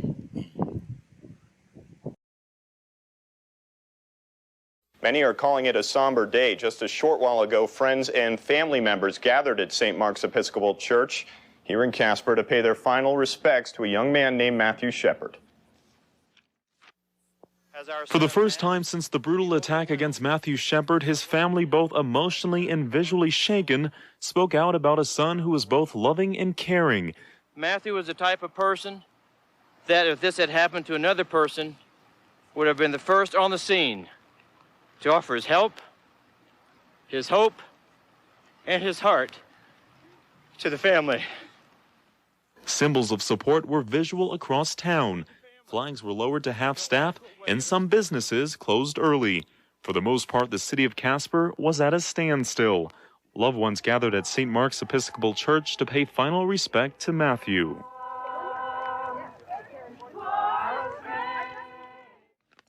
The funeral, closed to all media cameras, was a quiet and peaceful service, a moment to reflect on a young man taken too soon. First Presbyterian Church of Casper acted as an overflow to the public wanting to attend the service. A reflection many hope would begin the process to a long yet slow recovery. The day of the funeral, it was snowing real bad. These big, wet, huge snowflakes.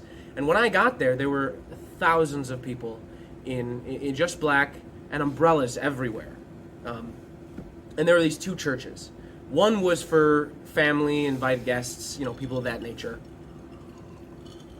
And the other church was for everybody else who wanted to be there. And even still, there were hundreds of people that couldn't fit in either of the two churches. And there was this park that was next to one of the churches. And that's where all those people were. And the park was full. The liturgy today is an Easter liturgy. It finds its meaning in the resurrection. The service invites your full participation. The Lord be with you. And also with you. Let us pray. And I guess it was like the worst storm that they ever had. Like that anybody could ever tell. Like trees fell down and the power went out for a couple days because of it. And I just thought, it's like the forces of the universe at work, Whatever higher spirit, it was like that blows storms, it was blowing this storm. For our brother Matthew, let us pray to the Lord Jesus Christ, who said, I am the resurrection and the life. We pray to the Lord. Hear us, Lord. Lord, you who consoled Martha and Mary in their distress, draw near to us who mourn for Matthew, and dry the tears of those who weep. We pray to the Lord. Hear us, Lord. You wept at the grave of Lazarus, your friend. Comfort us in our sorrow. We pray to the Lord. Hear us, Lord. You raised the dead to new life. Give to our brother eternal life. We pray to the Lord. Hear us, Lord. You promised paradise to the thief who repented. Bring our brother the joys of heaven. We pray to the Lord. Hear us, Lord. He was nourished with your body and blood. Grant him a place at the table in your heavenly kingdom. We pray to the Lord. Hear us, Lord. Comfort us in our sorrows at the death of our brother. Let our faith be our consolation and eternal life our hope. We pray to the Lord. Hear us, Lord. My most striking memory from the funeral? Carrie Drake, Casper Star-Tribune. Is seeing the Reverend Fred Phelps from Kansas. That scene go up in the park. Do you believe the Bible? Do you believe you're supposed to separate the precious from the vile? Oh, you don't believe that part of the Bible. You stand over there ignorant of the fact that the Bible, 2 times for every verse it talks about God's love, it talks about God's hate. A bunch of high school students who got out early came over and started yelling at the protesters, the Fred Phelps folks. And there were people across the street lining up for the funeral. I remember this guy. I remember this skinhead who came over and was wearing leathers and spikes everywhere. And he comes across the street and he goes into the crowd, and I remember thinking, this is really going to be ugly. But then he went into the crowd and he led them in singing Amazing Grace. Amazing grace, how sweet the sound that saved a wretch like me. We wouldn't be here if this was just a murder the state's going to deal with. The state deals with hundreds of murders every single day. But this murder is different because the fags are bringing us out here to try to make Matthew Shepard into a poster boy for the gay lifestyle. And we're gonna answer it. It's just that simple. 6 months later, the company returned to Laramie for the trial of Russell Henderson, the first of the two perpetrators. It was to be a capital murder trial. When we got to the Albany County Courthouse, Fred Phelps was already there. You don't like that attribute of God. But so was Romaine Patterson. That perfect attribute of God. Well, we love that attribute of God, and we're going to preach it because God's hatred is pure. It's a determination. It's a determination that he's going to send some people to hell. That's God's hatred. We're standing here with God's message. We're standing here with God's message. Is homosexuality, is being a fag okay?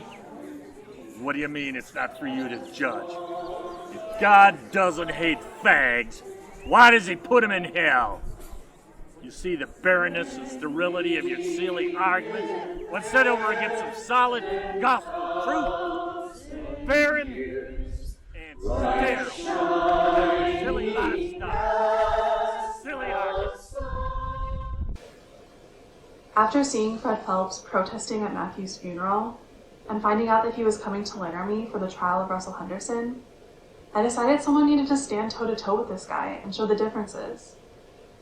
And I think at times like this, when we're talking about hate as much as we are in this nation right now, that someone needs to stand up and show that there is a better way of dealing with that kind of hatred. So our idea is to dress up like angels, and we have designed an angel outfit. For our wings are huge. They're like these big ass wings. And what we're gonna do is we're gonna encircle Phelps. And because of our big wings, we are going to completely block him. So this big ass band of angels comes in. We don't say a fucking word. We just turn our backs and we stand there. And we're a group of people bringing forth a message of peace and love and compassion. And we're calling it Angel Action. Yeah, this 21-year-old little lesbian is ready to walk the line with him. When those old preachers laid their hands on me, it's called an ordination. Then they deliver a charge. Mine was from Isaiah 58:1. Cry aloud, spare not. Lift up thy voice like a trumpet, and show my people their transgressions. And I knew my angels were going to be taking the brunt of everything he had to yell and say. I mean, we were going to be blocking his view, and he was going to be like pissed off to all hell. So I went out and I bought my angels earplugs.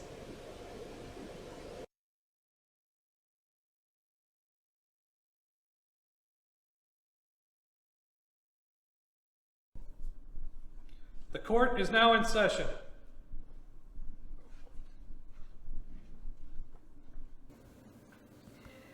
As soon as they started the jury selection, everybody was coming into the shop with, I don't want to be a part of this trial. I hope they don't call me, or, oh my God, I've been called. How do I get off? I'm just wanting to get as far away from it as they could. Very fearful that they were going to have to be a part of that jury. And then I heard Henderson had to sit in the courtroom while they questioned the prospective jurors. And one of the questions that they ask is, would you be willing to put this person to death? And I understand that a lot of the comments were, yes. Absolutely. I would. Yes, ma'am. Yes. Yes, sir. I problem. would, Your Honor. Yep. Yes. Absolutely. Yes, I ma'am. would, Your Honor. Yes. Yes, I would, Your Honor. Can you imagine hearing that? Juror after juror after juror.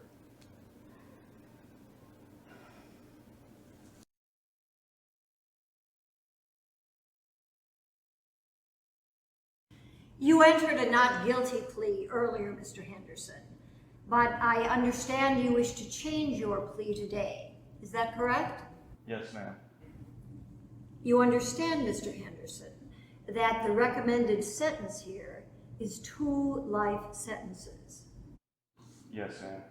Do you understand that those may run concurrently or they may run consecutively? Yes, ma'am. Mr. Henderson, I will now ask you how you wish to plead. Guilty or not guilty? Guilty.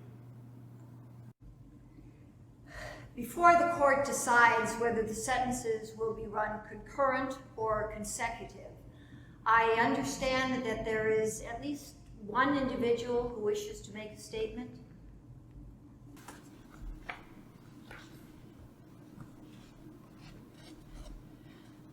As the grandmother and the person who has raised Russell, our family has made the following written statement. Our hearts ache for the pain and suffering that the Shepherds have went through. We have prayed for your family since the very beginning, and many times throughout the day, I have thought about Matt, and you will continue to be in our thoughts and prayers, as we know that your pain and suffering will never go away. You have shown us such mercy in allowing us to have this plea, and we are so grateful that you are giving us all the opportunity to live.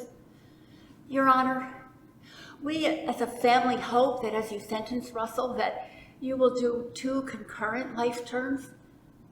For the Russell that we know and love, we humbly plead, Your Honor, to not take Russell completely out of our lives forever.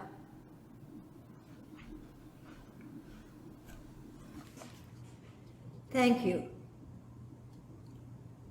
Mr. Henderson, you have a constitutional right to make a statement if you would like to do so. Do you have anything you would like to say? Yes, I would, Your Honor. Mr. and Mrs. Shepard, there's not a moment that goes by that I don't see what happened that night. I know what I did was very wrong, and I regret greatly what I did. You have my greatest sympathy for what happened. I hope that one day you will be able to find it in your hearts to forgive me. Your Honor, I know what I did was wrong.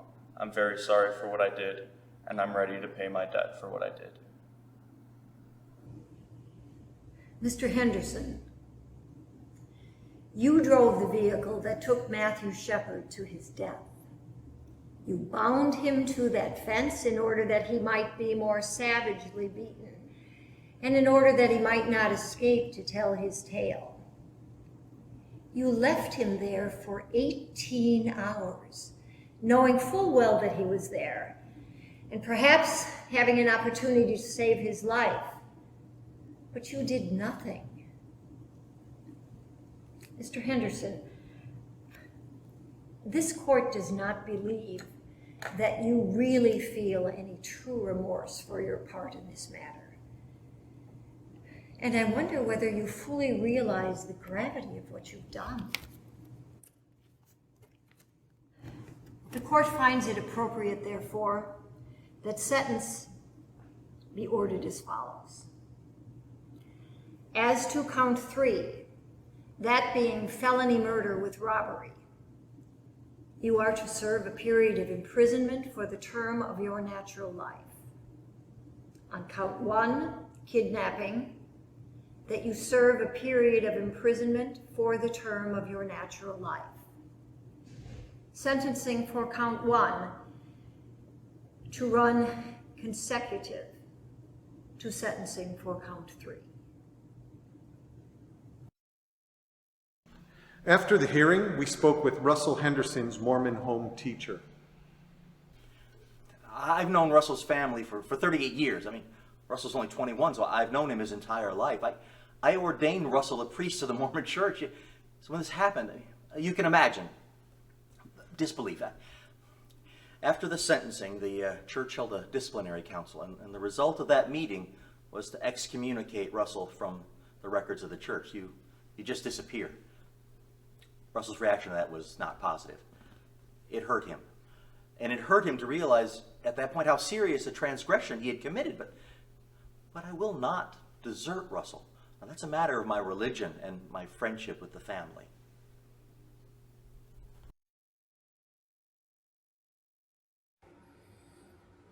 Before we left Laramie, we met again with Rebecca Hilliker at the theater department. She is producing Angels in America this year at the university. I think that's the focus the university has taken, is that we have a lot of work to do, that we have an obligation to find ways to reach our students. And the question is, how do we move? How do we reach a whole state where there is some really deep-seated hostility towards gays? How do you reach them? This is the beginning. And guess who's auditioning for the lead? My parents. My parents were like, so what plays are you doing this year at school? And I was like, Angels in America. And I told them the whole list of plays. And they were like, Angels in America? Is that play you did in high school? That scene you did in high school? And I was like, yeah. And she goes, huh. So are you going to audition for it? And I was like, yeah. And we got in this huge argument, and the best thing that I knew I had on them is that it was just after they had seen me in a performance of Macbeth. And on stage, like I murdered like a kid, and Lady Macduff and these two other guys, and like she goes, well, you know, homosexuality is a sin. And she kept saying that, and I go, Mom, I just played a murderer tonight, and you didn't seem to have a problem with that. I tell you, I've never prepared myself this much for an audition in my whole life. Never, ever. Not even close. Not having to deal that much with the gay society here in Laramie. Well, once we started working the case and actually speaking to the people that were gay and finding out what their underlying fears were, well, then it sort of hit home. This is America. You don't have the right to feel that fear. And we're still going to have those people that are going to hold on to their old ideals. And I was probably one of them 14 months ago. I'm not going to put up with it. I'm not going to listen to it. And if they don't like my views on it, then the door goes both ways. I've already lost a couple of buddies. I don't care. I feel more comfortable and I can sleep at night.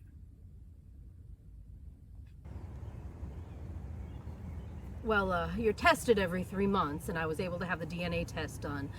And they got me to Fort Collins. They drew the blood there and flew it to Michigan and did all the DNA work there, which was a week later. Mm-hmm. Yeah, a week later, I knew I was negative. Good. I'll tell you, we were all on our knees saying Hail Marys. You were elated. You know, and you just think, oh, thank God. So, what's the first thing she does? That stuck my tongue right in my husband's mouth. I was just so happy, and you think you're just so happy. Yeah. I hope I did this service well. You know, I hope I did it with some integrity. So, you're just really happy, and my daughter's just bawled. They were so happy. The force. Oh boy. We went out and got shit-faced. Shit-faced. They bought me all the drinks too, and it was great, and everybody hugged and cried, and you know, I kissed everybody who walked through that door. Reggie, they don't need to know that. I didn't care if they were male or female, they each got a kiss right on the lips. Now, what part of what I just said don't you understand? I'll get over it, Ma.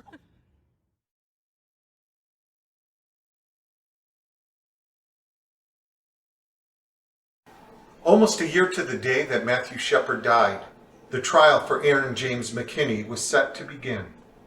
Probably the question that most of you have in your mind is how the McKinney case will proceed. Cal Raruka, prosecuting attorney. And it is the decision of the county attorney's office that that will definitely be a death penalty case. Part of me wants McKinney to get it, but I'm not very proud of that. I was on and off and on. I can't say what I would do. I'm too personally involved. Oh, I believe in the death penalty. 100%. Because I want to know that that guy's ass fries. I truly believe with all my heart, in this instance, an eye for an eye and a tooth for a tooth.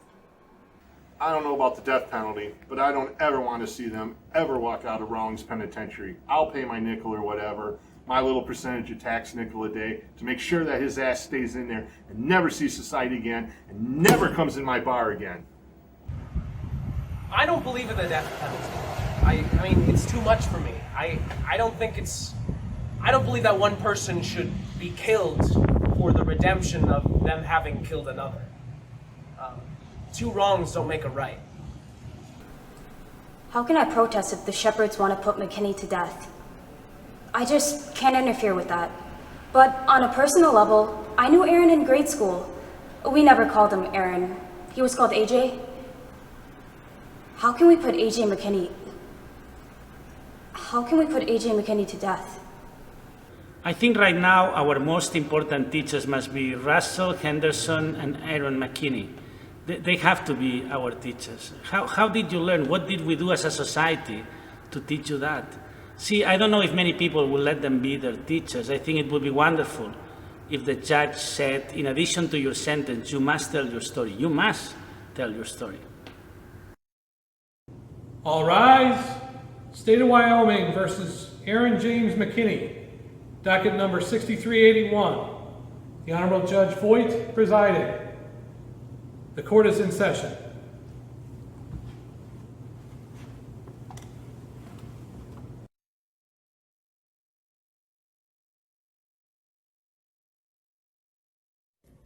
During the trial of Aaron McKinney, the prosecution played a recording of his confession.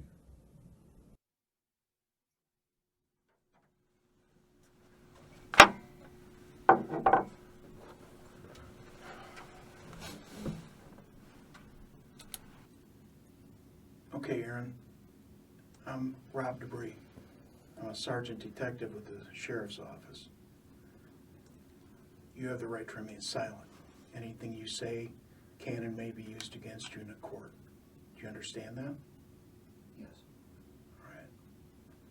So, you guys, you and Russ, you're at the fireside. And you're at the fireside by yourselves, right? Yeah. Okay. So where do you go after you leave the fireside? Some kid wanted to ride home.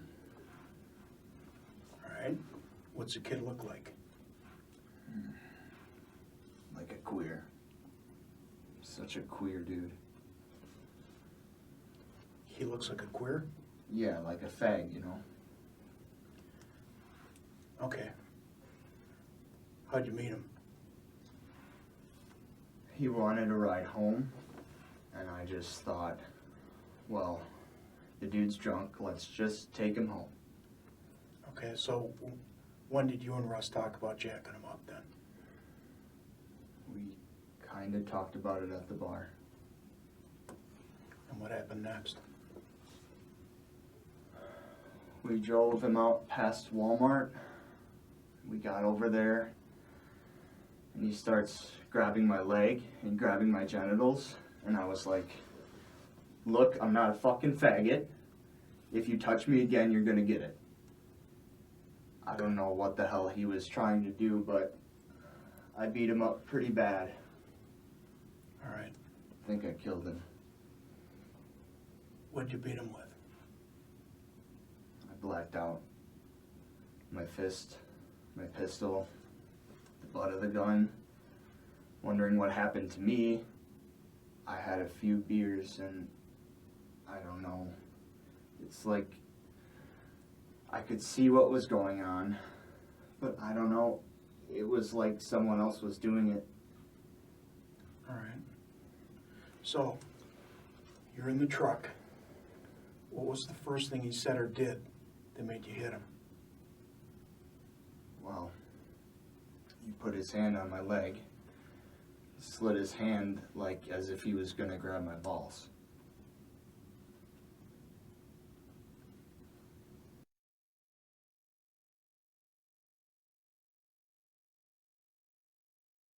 When the defense team argued that McKinney did what he did because Matthew made a pass at him, I just wanted to vomit. Like, that made it okay.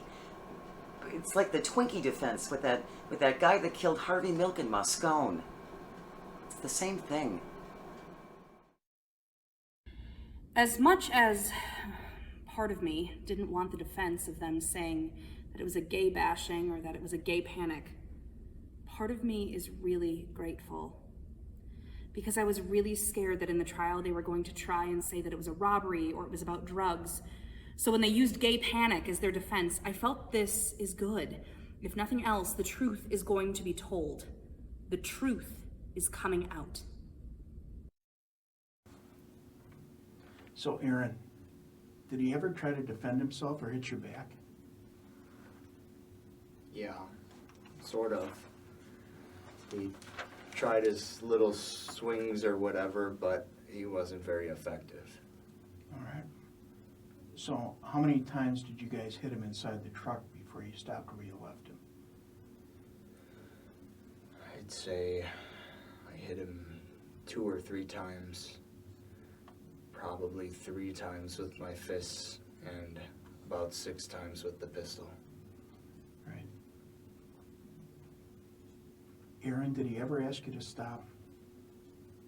Well, yeah. He was getting the shit kicked out of him. What did he say? After he asked me to stop, most all he was doing was screaming. So, Russ kind of dragged him over to the fence. I'm assuming he tied him up. Something like that. I just remember Russ was laughing at first, but then he got pretty scared. Was Matthew conscious when Russ tied him up? Yeah. I told him to turn around and don't look at my license plate number because I was scared he would tell the police. And then I asked him what my license plate said. He read it, and that's why I hit him a few more times. Okay. So just to be sure, you really don't like gay people? No, I don't. Would you say that you hate them?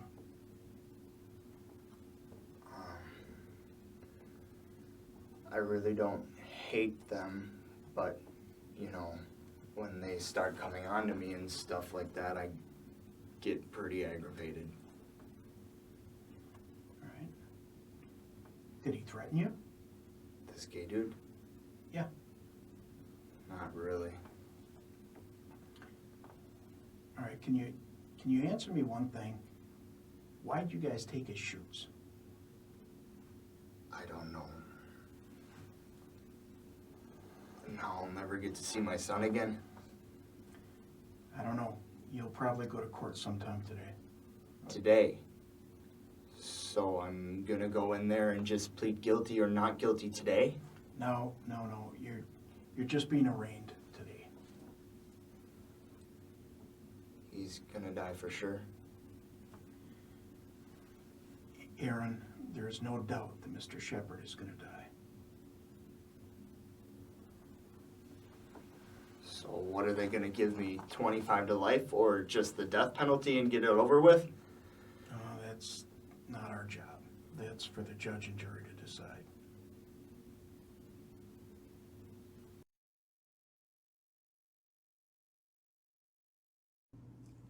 Has the jury reached a verdict? We have, Your Honor. We, the jury, impaneled and sworn to try the above entitled case, after having well and truly tried the matter, unanimously find as follows. As to the charge of kidnapping, we find the defendant, Aaron James McKinney, guilty. As to the charge of aggravated robbery, we find the defendant, Aaron James McKinney, guilty. As to the charge of first-degree felony murder, kidnapping, we find the defendant, Aaron James McKinney, guilty. As to the charge of first-degree felony murder robbery, we find the defendant, Aaron James McKinney, guilty. As to the charge of premeditated first-degree murder, we find the defendant, Aaron James McKinney, not guilty. As to the lesser included offense of second-degree murder, we find the defendant, Aaron James McKinney, guilty. Aaron McKinney was found guilty of felony murder, which meant the jury could give him the death penalty. That evening, Judy and Dennis Shepard were approached by McKinney's defense team, who pleaded for their client's life. The prosecution indicated that they would defer to the family's wishes as to whether or not to pursue the death penalty. The following morning, Dennis Shepard made a statement to the court.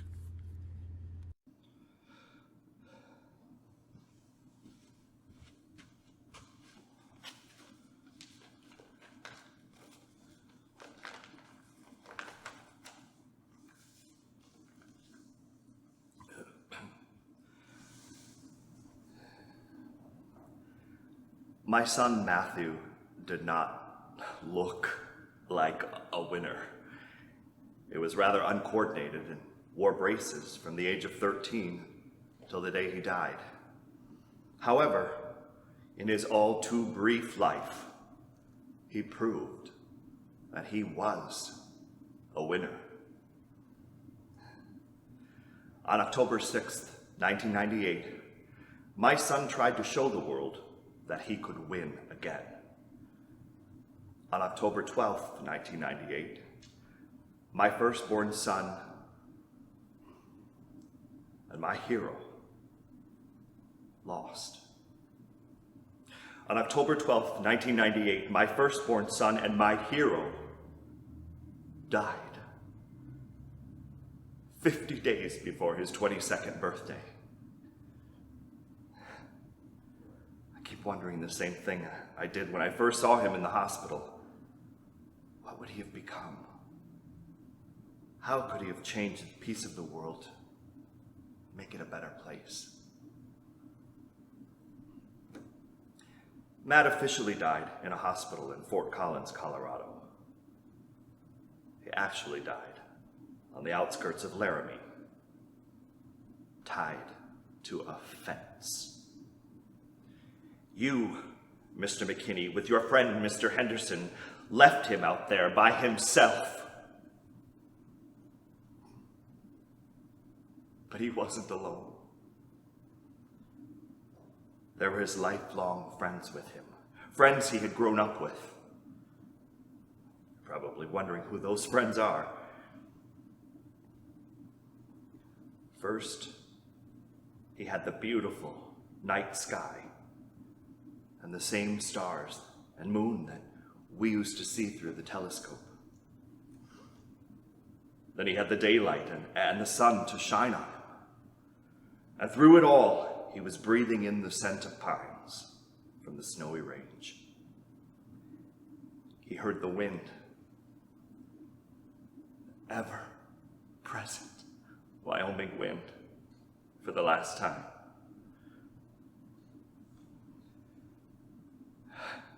And he had one more friend with him. He had God. And I feel so much better knowing he wasn't alone. Matt's beating, hospitalization, and funeral focused worldwide attention on hate. Good is coming out of evil. People have said, enough is enough.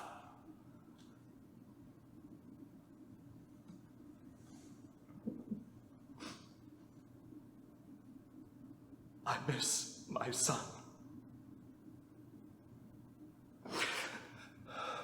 But I am so proud to say that he was my son.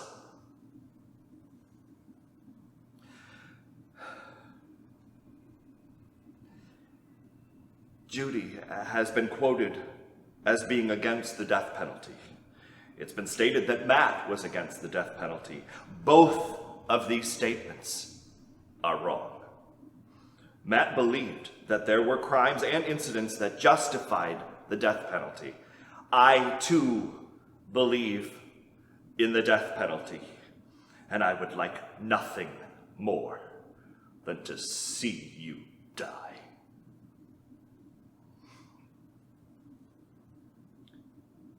However,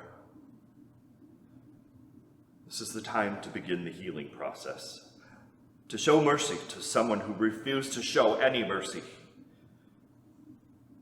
Mr. McKinney, I'm going to grant you life, as hard as it is for me to do.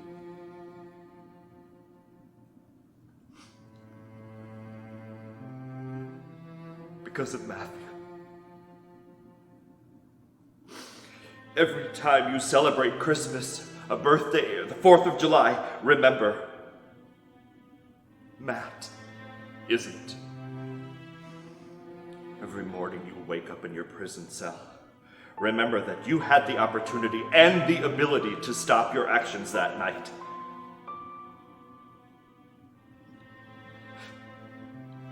You robbed me of something so precious. And I will never forgive you for that.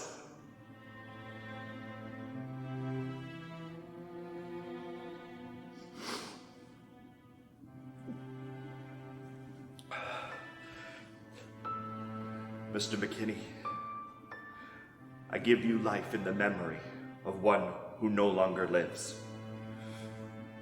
May you have a long life. And may you thank Matthew every day for it. Thank you, Your Honor.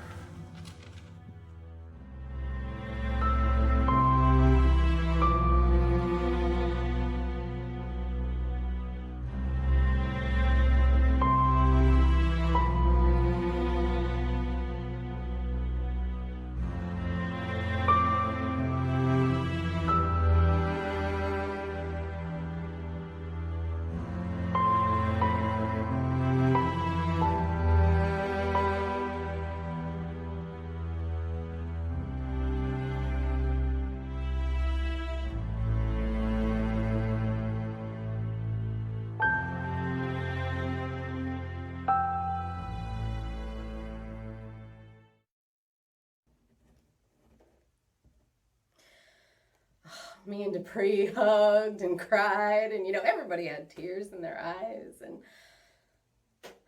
you're just so thankful, And Mr. Shepherd was crying, and that got me bawling, and everybody just. This is all we've lived and breathed for a year, daily. This has been my case daily. And now it's over. Maybe now we can go on and we can quit being stuck. Yeah.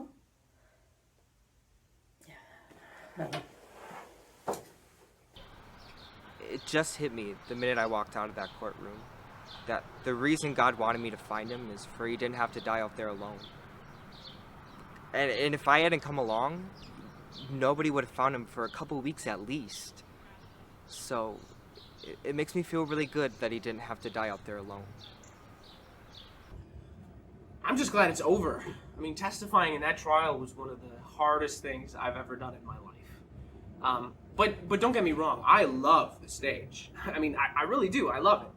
But it's tricky because, questioning from this angle is, lawyers. But the answers need to be funneling toward the jury, which is tricky because, I'm naturally a conversationalist. And, natural instinct is when someone's questioning you, you make eye contact. But it's kind of tough when you literally have to scoot over, change your position in effect, and then funnel over to where the jury is. But, I was able to do that several times over the course of my testimony. On our last trip, I had the good fortune of seeing Jedediah Schultz as Pryor in Angels of America. After a performance, we spoke. I didn't, for the longest time, let myself become personally involved in the Matthew Shepherd thing. It didn't seem real. It just seemed way blown out of proportion. Matthew Shepherd was just a name instead of an individual. I don't know, it's weird. It's so weird, man. I just feel bad. Just for all the stuff that I told you. For the person I used to be. That's why I want to hear those interviews from last year when I said all that stuff. I don't know. I just can't believe I ever said that stuff about homosexuals, you know? How did I ever let that stuff make me think that you were different from me?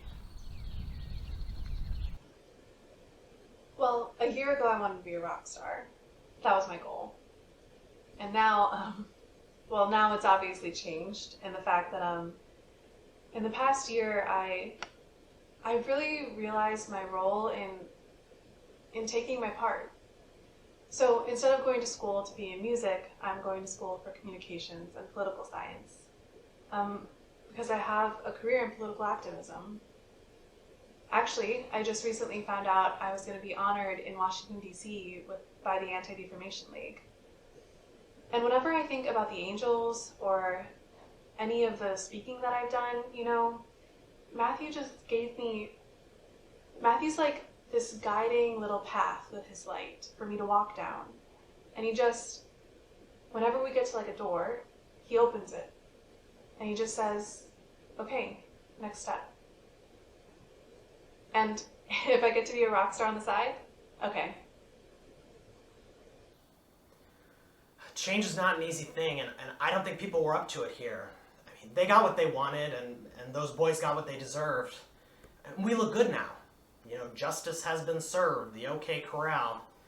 We shot down the villains, and they sent the prostitutes on the train. The town's cleaned up, and we don't need to talk about it anymore.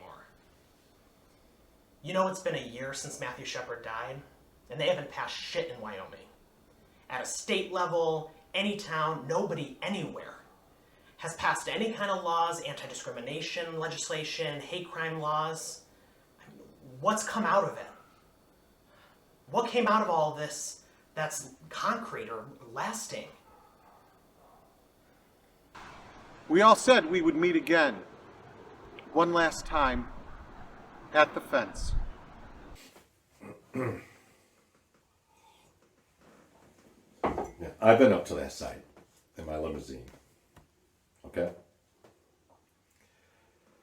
And I remember to myself the night he and I drove around together. He said to me, Laramie sparkles, doesn't it? And where he was up there, if you said exactly where he was up there, Laramie sparkles from there.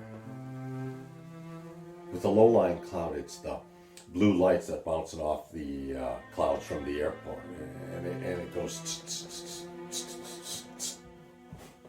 right over the whole city. I mean, it blows you away. That was right there in that spot. And I can just picture in his eyes, I can just picture what he was seeing. The last thing he saw on this earth was the sparkling lights.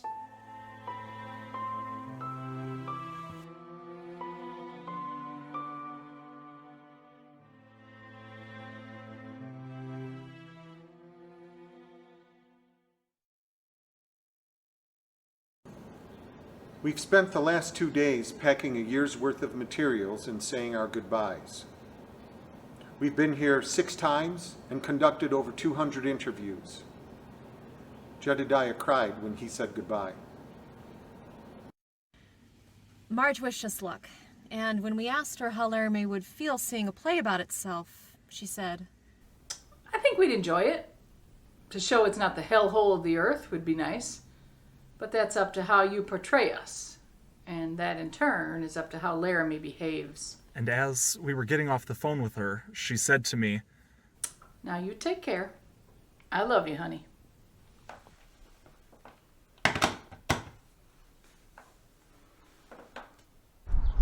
Doc asked me if I'd be interested in ghostwriting a book about this whole event. Galloway offered me or anyone else a place to stay if and when we ever come back to Laramie. He even expressed interest in whether or not there would be open auditions for this play. And I will speak with you. I will trust that if you write a play of this, that you say it right. You need to do your best to say it correct. We left Laramie at about 7 in the evening On the way to Denver, I looked in the rearview mirror to take one last look at the town. And in the distance, I saw the sparkling lights of Laramie, Wyoming.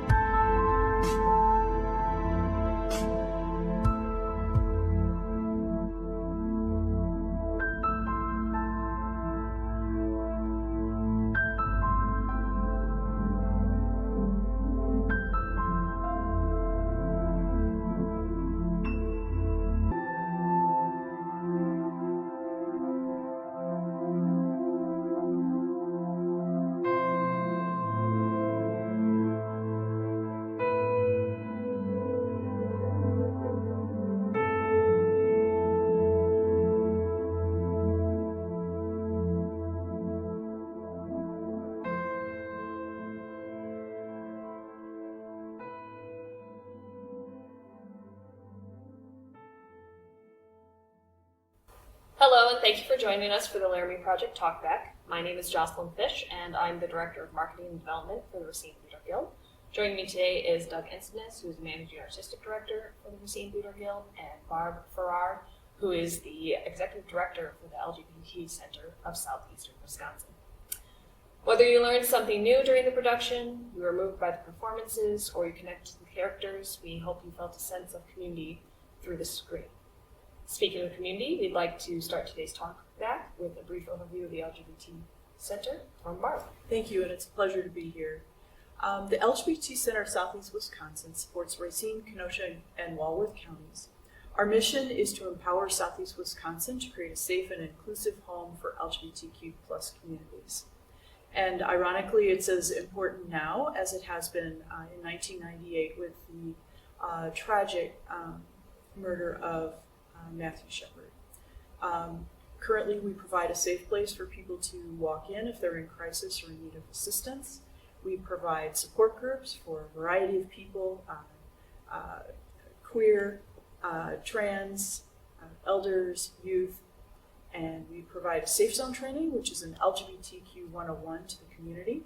And this is a great way for us to introduce new vocabulary and ways of allowing the community to understand what the LGBTQ community experiences on a day-to-day basis. We do advocacy work for our communities and individuals. And lastly, we create lots of fun events to build community. Wonderful. Thank you, Barb. Before we dive into the talk back with Barb and Doug, we actually also want to introduce you to Jen Palmer. Jen was a fellow student at the University of Wyoming in Laramie and friends with Matthew Shepard when he was murdered. A former Racine resident, Jen joins us to share the realities of life and art in the Laramie Project. Hi, I'm Jennifer Palmer. I am a native of Casper, Wyoming, an alumna of the University of Wyoming at Laramie, and a former Racine resident. While I was living in Racine, I was active with the LGBT Center of Southeast Wisconsin, serving on the board of directors and doing some grant writing for them. I've been involved in LGBTQ plus activities since I was in college, both at Casper College and at UW. When I was at UW, I served as the chairperson of the Gay Straight Alliance on campus, and that is where I knew Matt. To this day, almost any time I mention that I lived in Laramie or went to UW, and sometimes the state of Wyoming as a whole, what people think of is Matt's murder, and that was 23 years ago. In reality, Laramie was often the first place that young LGBTQ plus people felt they could be out in Wyoming. I think that the university tended to be very supportive of students, faculty, staff. We did have a gay awareness pride week every fall. And the town was pretty open too. I don't recall anybody ever complaining about being denied service or a job while we were there. I think that the image that people got was from the press competing for ratings. I think a lot of times they tried to paint this picture of Laramie as the Wild West, and you had to fit a certain type to be allowed to exist in public spaces. I think reporters sometimes harassed people into saying what they wanted to hear. I did go see the Laramie Project a few years ago in Kenosha, and the scene that really struck me was where the press is swarming the townspeople. Now, the play of the Laramie Project was written through extensive interviews and observations by Moises Kaufman and other members of the Tectonic Theater Company. They spent several months out in Laramie and sought out people who would volunteer to do the interviews with them. And those are generally the people that you see as characters in the play. I thought that they were really seeking the truth and knew that that would be different for each individual person. Thank you. Thank you, Jen, for sharing how life and art came together, one of the many important themes in this production. Today, as we explore those themes, we'll be playing short clips from the production itself and discussing how they relate to the play and to life today. Let's begin with quotes from Father Roger Schmidt and Rob Debris. You think violence is what did to Matthew. They did do violence to Matthew. But you know, every time that you age call a fac or you are called a less or whatever. Or a dyke. Dyke. Do you realize that's violence? That is the seed of violence. Once we started working into the case and actually speaking to the people that were gay and finding out what their underlying fears were, well, then it sort of hit home. This is America, and you don't have the right to feel that fear. Okay, Doug, let's start with you. Why do you think the playwright decided to use these quotes in the play, and what do you think they point to? Well, I think they try to sum up a lot of people's opinions, and they use the pastor and the detective to sum up probably 50 or 60 of the same ideas. Meaning that with the pastor or the father is that words have consequences, and they can be hurtful, and they can promote violence. We are in a society where we like to label people and make them different from us, and so these people are different, so it's okay to discriminate, and these people are not up to your standards. And I think that's what the pastor is basically saying. Whenever you separate people and you use words, derogatory words, to describe people, just average people, it's easier to discriminate and to do violence to them. So I think the pastors, what people say in private too, they think, well, I wouldn't say that in public, but saying it in private to your friends still reinforces those stereotypes and those negative images. And, how would you like people to describe you that way? And so I think the pastor does a great job of showing what people say in private, and that it just reinforces that hate and that difference, and tries to separate people. And I think Rob's lines about him being unaware of what people are going through. We talk all the time about walking in people's shoes and looking at it from their point of view. We do that in theater, and the police detective says, when I talk to these people, I was unaware of how they feel, because I don't feel that way. As a white police detective, he doesn't feel the fear. And, his line about, this is America. You don't get to feel that way, for liberty and justice for all. And when people don't feel that they get a fair shot and that they're afraid, that bothered him. And I think if people think about it, it should bother everybody. If one American is treated different than another American, that hurts all of us.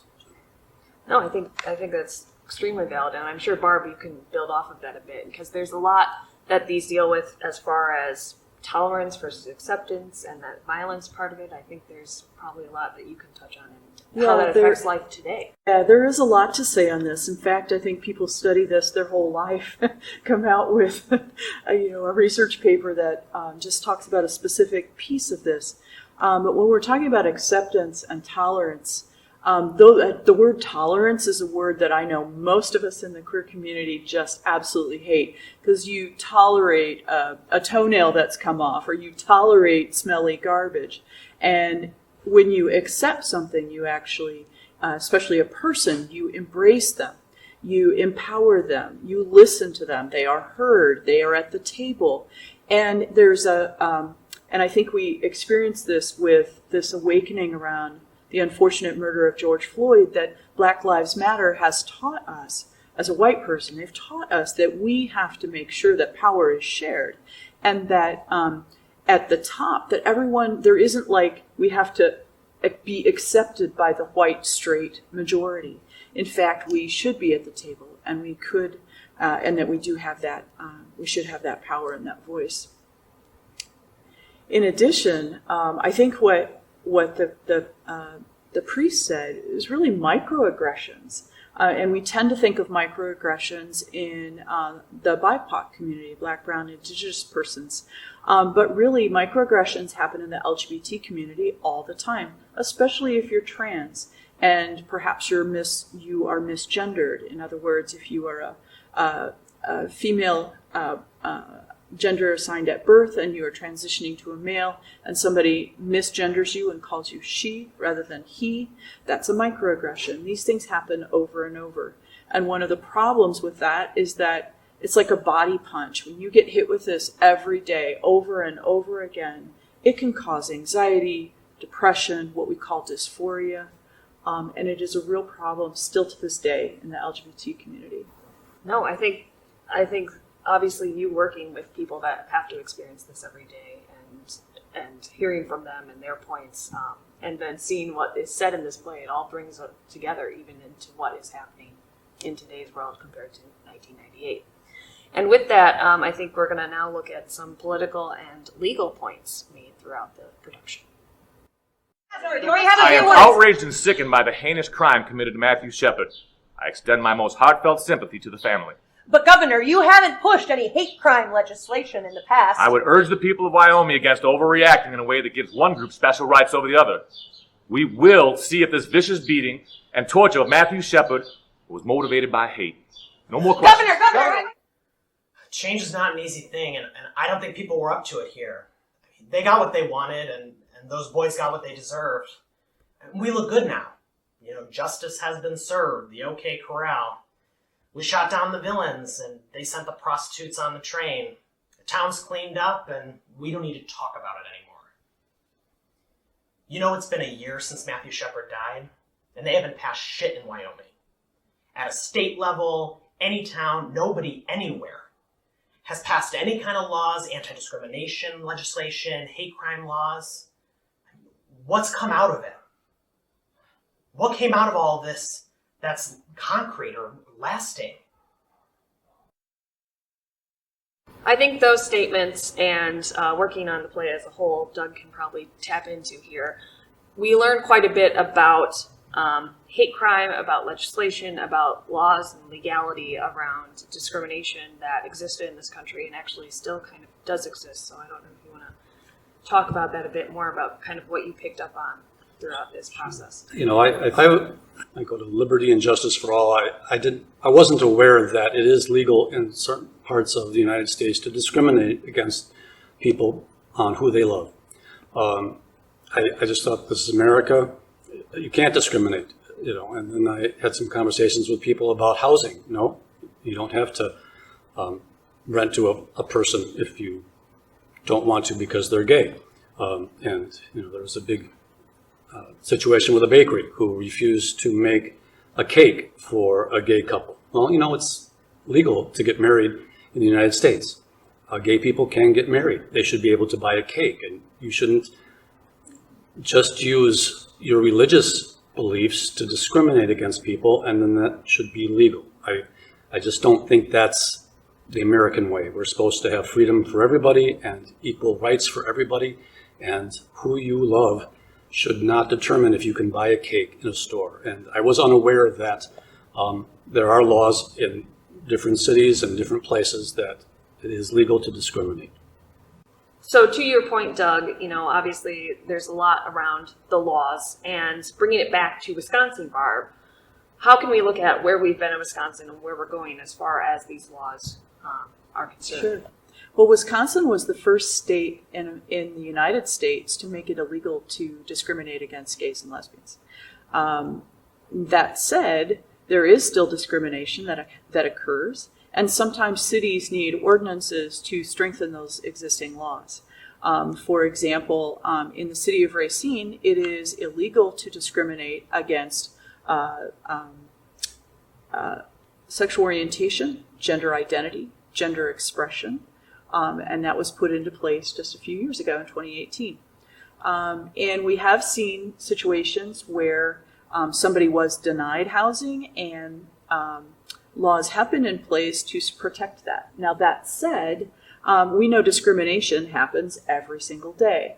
And so making those laws stronger and more supportive of LGBT communities is the way we need to go. One of the ways to do that would be to pass the Equality Act, which is a national legislation that would make it illegal to discriminate also against gender identity and gender expression and differences between biological sex.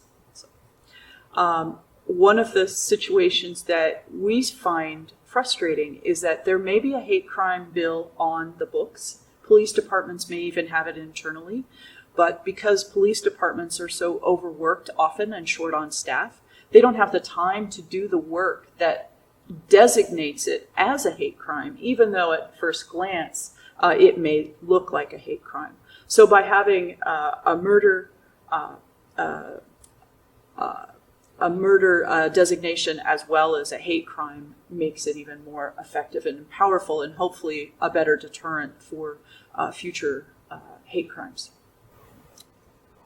I think most people don't realize that there is a panic defense argument for somebody who's been a murderer, and if they don't know that somebody is gay or is trans and commit that violence, it's somehow legitimate in that law because they were surprised and went into a temporary state of hysteria and did it out of fear. Which, if you're an LGBTQ person, you think that is crazy because anybody could use that argument at any time to legitimize a murder or some sort of heinous crime like that.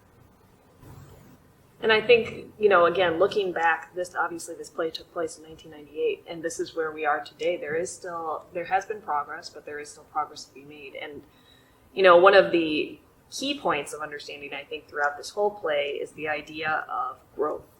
And I think our final two clips point to that. Think about what is discussed here, because it doesn't, if you change LGBTQ out and put in race or religion, it's the same theme. I don't know, it's weird. It's so weird, man. I just feel bad. Just for all the stuff that I told you. For the person I used to be. That's why I want to hear those interviews from last year when I said all that stuff. I don't know. I just can't believe I ever said that stuff about homosexuals, you know? How did I ever let that stuff make me think that you were different from me? So this question is for both of you then. What is the biggest takeaway we can take from the play as a whole? And what can we do with that moving forward? I go first? I guess so. Well, those quotes are just great. I think, you know, going back to what I said earlier, when you discriminate against one group, you can discriminate against all groups. When you separate people out, and what the shepherds are talking about is that your religion, your race, you know, political party, whatever it is that makes you different than someone else, you know, to separate people out, it's the same thing. You allow discrimination in one place and say it's okay here, but it's not okay there. It's just wrong. Discrimination across the board is wrong, and we shouldn't do that. And I think that's what the shepherds were trying to say. This is not just a gay issue. It's a human rights issue. And what I love so much about the last quote from the college student is about growing and learning. And I look at the man I was in high school to the man I am today to the man I hope to be in the future is different, right? We learn, we grow, we have different experiences, we talk to people, we learn, we admit our mistakes, and we move forward. And we try to be a better person tomorrow and then in the future. And I think that's what he's talking about. He's embarrassed about what he said. And we all say things like that. We've all said things, and maybe not about homosexuality, but maybe religion or politics or something, where we've belittled someone and we made fun of them for a joke. And then you go back and look at that and say, oh, God, I hate myself for that. And so I think what, you know, I have learned from this is I've learned a lot, and I will continue to learn and grow and educate myself and try to be a better person. And you know, hopefully people won't think too hard about the man I was 6 months ago or 10 years ago. So I think that's the point. I think that's what the playwrights are saying, a very hopeful message. No matter what you believed yesterday, it's more important what you believe tomorrow. Well said, Doug. I think that if history tells us nothing, it's that we do have the opportunity to grow and get better. There have been many, many trailblazers in the LGBT community, in the civil rights movements, people who fight for disability rights. These people put their life on the line. They did go through hardship, experienced discrimination, maybe even violence against themselves. But their efforts to be authentic with who they are, to share their experience and to say it's not okay, has made it, I think, finally, hopefully, a time where there is almost like a global awakening to the experiences of people who are different. Not everybody is on this train, so to speak, but I think there is a general awakening to this. And I think that it's coming through people coming out, whether it be a grandchild or a neighbor or somebody running for politics. there is a feeling that once you start to understand some of the vocabulary around the LGBT community, for example, transgender or non-binary, what does that mean and what is that experience? And when we start to separate ourselves from being so, if you're straight, like that's so different. When you start to think about sexuality on a spectrum of heterosexual here and homosexual here, and many of us are somewhere in the continuum, same with gender, male over here, female over here, but really we're all kind of a mix of something in between. And as soon as we allow ourselves to feel that, be vulnerable with that, then we are just so much more compassionate for somebody else's experience.